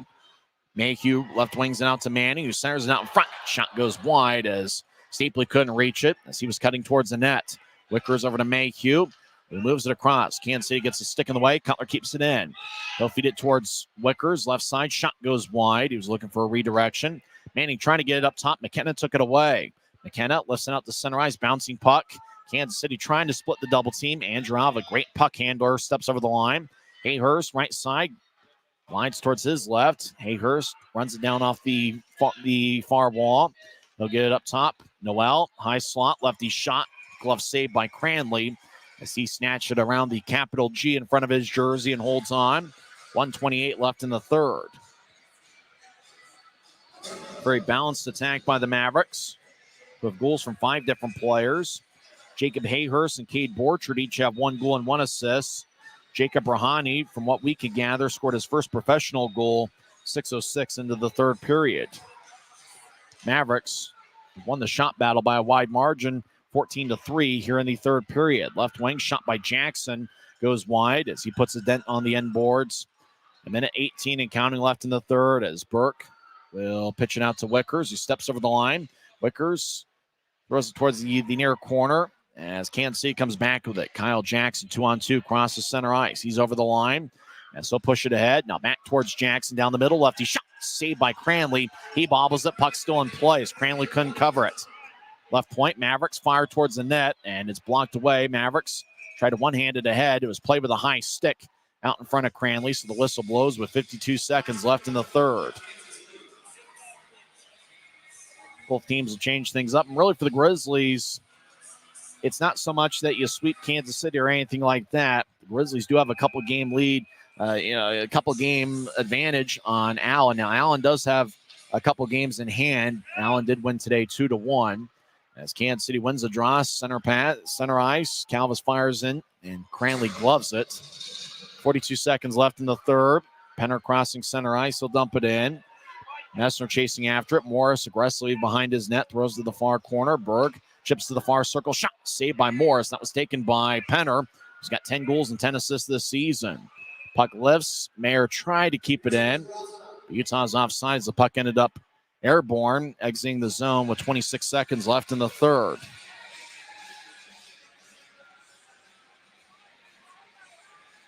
So Draw's going to be at neutral ice. This should be the final shift of the game. Tyler Penner, the Grizzlies Iron Man, out there. It's consecutive game number 211, if I remember right. It's tough to keep track sometimes. It's consecutive game 212 for Tyler Penner. Last game this past Saturday against Idaho was 211. That means 236, including the playoffs. Right side, Wesley shot is blocked away. As Utah in the attack zone, Mayer left wing. Lefty shot is blocked away, but he got plenty of velocity on it. Kansas City ices the puck. It's waved off. 2 seconds left, and now we'll do it. Kansas City breaks a league record with their 27th road win, as 27 road wins is a league record, and they can extend that later on in this series. Kansas City can clinch the Brabham Cup with a Toledo loss, but Toledo did win tonight, so they'll have to wait another day to clinch the Brabham Cup. But Kansas City got goals from 5 different players. They got 1 goal and 1 assist from Jacob Hayhurst. and Cade Borchert. As Grizzlies salute. Well, it was a pretty good Wednesday night crowd here. Grizzlies' lone goal was scored by Alex Bocage, and that was 56 seconds into the game. Kansas City responded with 5 unanswered. It's the first time all season the Grizzlies have lost in regulation at home. They are now 17-1-1 at home when scoring first. Final score here from Mavericks Center. It's the Kansas City Mavericks 5 and the Utah Grizzlies 1. Kansas City's record goes to 50, 11-4-2 this season. The Grizzlies fall to 31, 34-3. Post-game show starts in 30 seconds, as once again the final score is Kansas City 5 and Utah 1. Since 1939, America First has helped people start businesses, buy homes and cars, and achieve their financial goals. Today, our top priority is still the financial success of you and your family, which is why we're giving new members $100 when they sign up for a basic savings and checking account, and another $100 when they upgrade to premium checking and enroll in and use direct deposit. So head to americafirst.com today and join the credit union that always puts its members first. Final score, Kansas City 5, Utah 1. Mavericks outscored the Grizzlies 2-0 in the third period. That means they are outscoring opponents 111-54 in the third periods. So they have more than doubled the opposition in third periods. You know, we've as we noticed, the Grizzlies have been a pretty good third period club in their own right, but Kansas City tonight showed why they are the top team record-wise in the league. They win their 50th game tonight, and they break a league record for road victories in a single season. They now have 27, breaking a 7-way tie, as there were 7 teams, including the Mavericks, that had 26 road victories in a single season. Grizzlies scored first, and it's kind of rare for the Grizzlies to lose when scoring first. They are now 17-1-1 on the sea. They're now 17-1-1 at home when scoring first. Alex Bocage, 56 seconds in, scored from the right wing, and it was a good 2-pass sequence. Connor Mayer, in his first professional shift, stepped over the line, left wing, dropped it for Gallant. Gallant, who's one of the best passers on the club, just moved it across to a wide-open Bocage. Bocage got it and fired it past Kel Morris as Utah took a 1-0 lead 56 seconds in. Kansas City had 2 power plays in the first period. On their second power play, which came after a Brett Stapley interference minor, it took just 11 seconds for Kansas City to tie it up on the power play. 16-11 in. Cade Borchert got his 23rd of the year. Cole Koski had the puck in the high slot. Just kind of threw it waist high towards the net. It bounced off of Borchert. It looked like it might have bounced off his body and into the back of Utah's net. For Borchert, it's his 23rd of the year. Koski got his 35th assist this season. And Jeremy McKenna picked up an assist, which is his 24th of the year. Score was tied at 1. Both teams had 9 shots in the first period. Kansas City scored 2 goals on turnovers in the Grizzlies zone. Hayhurst unassisted, 10:47 into the second. And then Patrick Curry, with 5 seconds left in the period, got a pass from Borchert. Borchert was over in the far circle, moved it across to Curry. Curry had a tough time handling it initially, but once he got it, he took the shot as he was falling down and fired it past Cranley, stick side, to make it a 3-1 game. Early in the third period, Jacob Brahani picked up his first professional goal, 6:06 in. Hayhurst and Calvis got the assist. As Brahani, he was over in the right point, and kind of the wrist shot he took just kind of looked like it was rising as it was getting towards Cranley. As it just kind of maintained that plane. It just found the perfect mark as he picks up his first professional goal. He's one of those guys that, Kansas City needs dependable defensemen. He certainly has been one of those players. Brahani is making his 18th appearance as a pro. The last 3 seasons he played at Queens University. He had 2 goals for Queens this season. So Jacob Brahani, a night he'll never forget, 6'1", 192 pounds, scoring his first pro goal, 6:06 into the third period. Grizzlies very aggressively emptied the net with about 4 minutes left in regulation. Nolan Walker eventually got it, and he scored 16:59 into the third. It was unassisted. Walker now has 32 goals this season. Kansas City does have Three players who have 30 or more goals this year. Curry scored 1 tonight. He is second in the league with 36. Hayhurst scored 1 goal tonight. He now has 31 this year. And Walker has one better. He is second in the club with 32 goals. Walker, as we mentioned, a guy that's got a very impressive shooting percentage. This year, his shooting percentage is 32.6%. And actually went down tonight. He had 1 goal on 4 shots, so his percentage actually is lowered by the 1 for 4 performance tonight. As Nolan Walker really has been one of Kansas City's outstanding forwards, and that's really where the Mavericks have been a tough team to beat. They've got 5 forwards on AHL contracts. They're affiliated with the Seattle Kraken and the Coachella Valley Firebirds. The Firebirds, obviously, in the AHL. And Kansas City, they've gotten some help, but they've also gotten great contributions from guys that are on ECHL contracts, like Borchard. Walker recently spent some time on loan to Cleveland in the AHL, but believe it or not, he's on an ECHL deal. Kansas City's just been on top form all year, and you just got to tip your hat. They played a pretty good game, and they showed why they've got the best record in the league. Toledo did win tonight, and for Kansas City to clinch the Brabham Cup, which goes to the team with the best record, they needed Toledo to lose, and Toledo did get a victory 5-1 tonight, so they'll have to wait another night to clinch that championship. Other action in the league before we talk with Tim Broussard here. Allen in overtime got a 2-1 victory over Wichita. That means Allen jumps 2 points closer to Utah and Tulsa for the tie for third. Tulsa and Utah each have 65 points. Grizzlies do own the tiebreaker there. Allen now has 61 points, and they're in fifth place in the Mountain Division, 3 points ahead of Rapid City. Tonight, Idaho leads Rapid City 4-2. That game halfway through the third period. So Rapid City right now they're in sixth place, and they pretty much need to win out to give themselves a chance for the playoffs. And right now they're down 4-2 to the Idaho Steelheads. We mentioned Toledo. They got a 5-1 win over Iowa. Kalamazoo shuts out Cincinnati 3-0. Reading gets a 2-1 overtime win over Jeff Carr's Norfolk Admirals. Maine over Trois Rivières 5-2. Indy gets a 6-5 victory over Wheeling. Former Grizzlies employee Evan Kent attended that game over at the Indiana Farmers Coliseum. And Atlanta shuts out Jacksonville 4-0. In 30 seconds, we'll talk with Tim Broussard to get his thoughts on things. Once again, the final from Mavericks Center. Kansas City 5 and Utah 1. From commercial to recreational truck accessories, Mountain Land Truck Outfitters has got what you need. Flatbeds, spray and bed liners, lifts and leveling kits, wheels and tires. Mountain Land Truck Outfitters proudly uses a brand you know and trust. And with our experienced, knowledgeable, and friendly staff, your visit here will be informative and enjoyable. Stop into our convenient location in Provo at 265 South 100 West or call 801-225-4637 to get a quote for your fleet or individual truck. Mountain Land Truck Outfitters. Now, it seemed like tonight Kansas City was just in the right place at the right time, and it might be how it's been for them all season. They go to 5-2 against the Grizzlies this year. I'm Tyson Whiting here with Tim Broussard. Well, Tim, it's the first time at home this season the Grizzlies scored first and lost in regulation.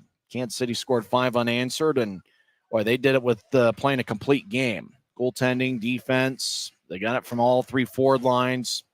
They played a complete game tonight, and really that's been their formula for success this year. Yeah, they owned all 3 zones of the ice, defensive zone, neutral zone, and offensive zone at critical times, when they were able to keep pressure or keep the cycle going or whatever it was that just seemed to be not in our favor, they were able to continuously do. Their team defense was incredible. I'm going through my photos and I can't get a photo without a KC player between a Grizzlies player forward and the goaltender. There's 1 or 2 other bodies in the way. It's almost like they kind of layer things where it just seems like there's 2 Mavericks there at every point. And, if you're going to get a good scoring chance, you're going to have to go through the whole defense. Absolutely. And then on their offensive zone, the forecheck, they would come back and they're forcing turnovers. And I didn't think we handled that very well. We didn't respond very well. And I thought we were careless with the puck. And a couple times, even on the power plays, we were unable to hold the blue line in and keep it in and keep the pressure on. So, outside of that first minute, I thought we played well, but obviously we didn't score score after that. Grizzlies did get the first goal of the game. Bocage less than a minute in. Cole Gallant, I thought, played a good game. He really passed the puck well, but, the Grizzlies just couldn't find a way to get that momentum. And in particular, you talk about a team that, has done well on the power play lately, but the Grizzlies just didn't get, as many power plays. I mean, Kansas City's been a disciplined team. Mavericks went 1 for 3 on the power play. Utah was 0 for 1. That's different from previous years. It seemed like when the Grizzlies would play Kansas City in previous years, you didn't have to necessarily beat Kansas City. You just kind of waited for them to make those big big penalties, those big mistakes, and they'd end up beating themselves. That's really been the difference this year. Yeah, well, you talked pregame about the discipline. What's the difference this year versus last year? Yeah. Last year they didn't make the playoffs. 2 years ago they were trying to, and Tato had the campaign, our kind of guys, which is great. But what's the difference? What's been the magic? And looking at what second fewest penalties in the league, and apparently it's made a difference. How do you thwart, or how do you cool off a red hot Grizzlies power play and keep them on the bench? Well, remember last week, Idaho got a big victory against the Grizzlies. I think the final was 6-2, and then Utah came back and won the final 2 games of the series. For the Grizzlies, I'm not necessarily sure you necessarily here in the final 4 games need to go better than 2-2. I think that'd be good enough. But it'll be interesting to see if the Grizzlies can come away with something here later on this series. That's going to happen, though. What do you think's going to be the difference for the Grizzlies? What needs to be improved between now and Friday night's game? The passing and care of the puck. I think that Kansas City had the point-to-point perfect, purposeful passing when they needed it, and I think that kind of got. Don't say that fast. I dare you to say that again. I had to write it out in practice. I think I got it. The passing. We've got to do better on the passing, and early we did really good about jumping the lanes on the passing lanes for Kansas City, and nobody had that much of a free rein, and if they were able to get a pass, they didn't have a shooting lane to go along with it. And then we saw why Kansas City owns a third period, and they were able to do both. What they had 12 of the first 13 shots, or of the period when we needed that energy and momentum. Kansas City had it, and then we were chasing them from behind. Well, it was one of those games. It's Kansas City, just kind of showed why they're in first place in the Mountain Division. It's interesting, but there was a pretty good Wednesday night crowd, a crowd of 4,652, as Utah looks like, assuming the next 2 crowds, Friday and Saturday night, will be pretty good. I got to imagine, the Grizzlies will have the best average attendance since the 2002-03 season. I agree. And I'm going to say this. Utah fans are better. Casey averaging, just over 3,800, and Utah averaging just under 6,000. So, hey, our fans are better. It's quantified, and we have it on math. It's on paper. I also want to show the shot of the game, and it's between Kanasowicz and Christian Horn, and they're looking at each other like, "You got something?" And the other one looking back at Horn, you got something? And trying to come up with something that was going to work repeatedly, or at least generate pressure. We just weren't able to generate that tonight. Just all Kansas City winning 5-1. Alex Bocage was the Optum first goal of the game scorer, which, by the way, hats off to you. I was thinking about joining you and going with Bocage. Ended up going with Stapley, but you're the winner tonight in the Optum first goal of the game contest. Well, it's funny. One of the other things we talk about is not going into the second period, not having the Optum first goal of the game still up for grabs. And great, we got a super first start, and then scoreboard wise, we're pretty much done after that. With Allen winning tonight, Utah is still 4 points ahead of them, and that's important because Allen right now is in 5th place. And obviously, if you're unaware, the top 4 teams in each division make the playoffs. And right now, Utah is still tied with Tulsa for 3rd place. Tulsa will face Wichita later this week. Tulsa did not play tonight, so Utah and Tulsa still tied for 3rd. Allen hosts Adirondack for a 3-game set this weekend. So they've got a first-place team going into their barn. Adirondack in first place in the North Division, so that should be an interesting set for the Grizzlies. Let's see if they can find a way to get something out of this series, as Kansas City made a little bit of history tonight with the win. It's their 27th on the road, which sets a new league record. Idaho and Toledo had 26 last year. There were, I think, 4 other teams that had 26, and Kansas City passed them for the league record. Well, honestly, from what I saw, they earned it, and they're every bit of worthy of that record. So, hats off to Kansas City, and I don't wish them any more luck because we need some more points. So, I agree with you. We're going to need at least probably 4, maybe 5, 6 points left in the season, and we've got to fight tooth and nail to get them back. And we didn't have the best start to the season, so this is the repercussion of that, right? Catching everybody from behind. But I'm from what I've seen against Norfolk, what I've seen against Idaho, we're capable of it. So now we just got to go out and execute. My favorite part of the game, 2 hours and 11 minutes. We'll take that all day, every day. Crowd was a pretty good one here at Maverick Center, 4,652. 3 stars of the game, Jacob Rahani. Now he'll never forget, he got his first professional goal 6 minutes into the third period, and because of that, he's the 3rd star. Cade Borchert had 1 goal and 1 assist. He scored what turned out to be the game-tying goal. That might be the difference why he's the number 2 star, as Borchert scored on the power play 16-11, and the number 1 star did get the game winner, and that's Jacob Hayhurst, unassisted, 10:47 into the second period. I'm going to throw one honorable mention out there, the pro debut for Connor Mayer. First point in, the first minute of the game. And then I have no idea how much ice time he logged in, but I can't get him off my computer screen for editing pictures. So he's, outstanding effort from him, being very involved and impacting the play.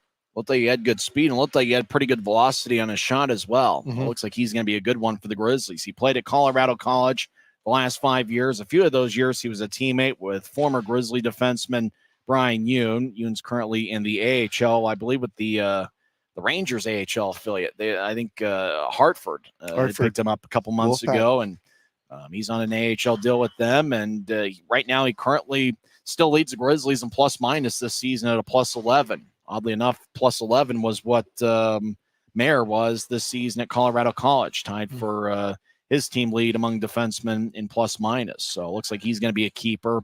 Connor Mayer, number 6. And hey, Friday night, come watch Connor Mayer and the rest of the Grizzlies in action. Middle game of this 3-game set. Face-off will be at 7:10. Pre-game coverage here will be at 6:50 on the Grizzlies Hockey Network. But we want to see a big crowd. And don't forget that Saturday is going to be Fan Appreciation Night presented by Les Schwab.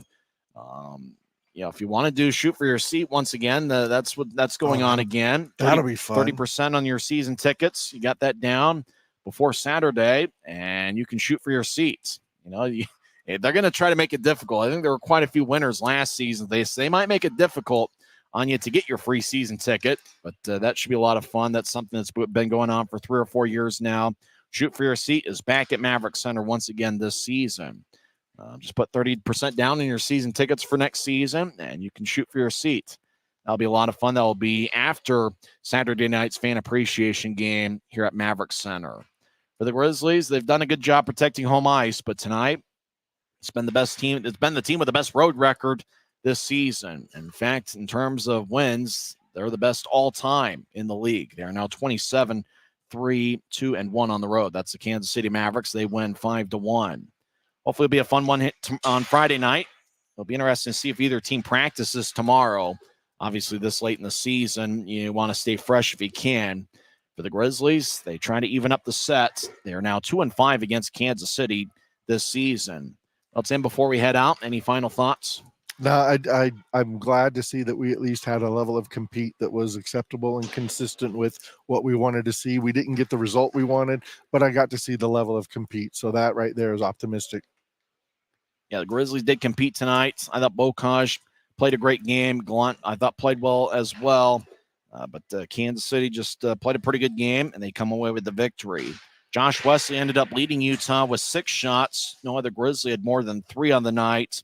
Jacob Hayhurst led Kansas City with 6 shots, and he had 1 goal and 1 assist and was the game's number 1 star.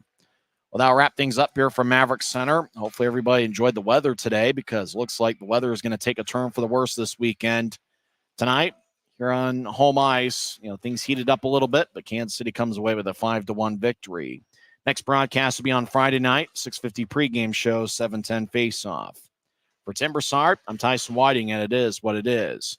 We hope you enjoyed the broadcast and not necessarily the final outcome. You've been listening to the Grizzlies Hockey Network, presented by Rio Tinto Kennecott. Have a good night, everybody.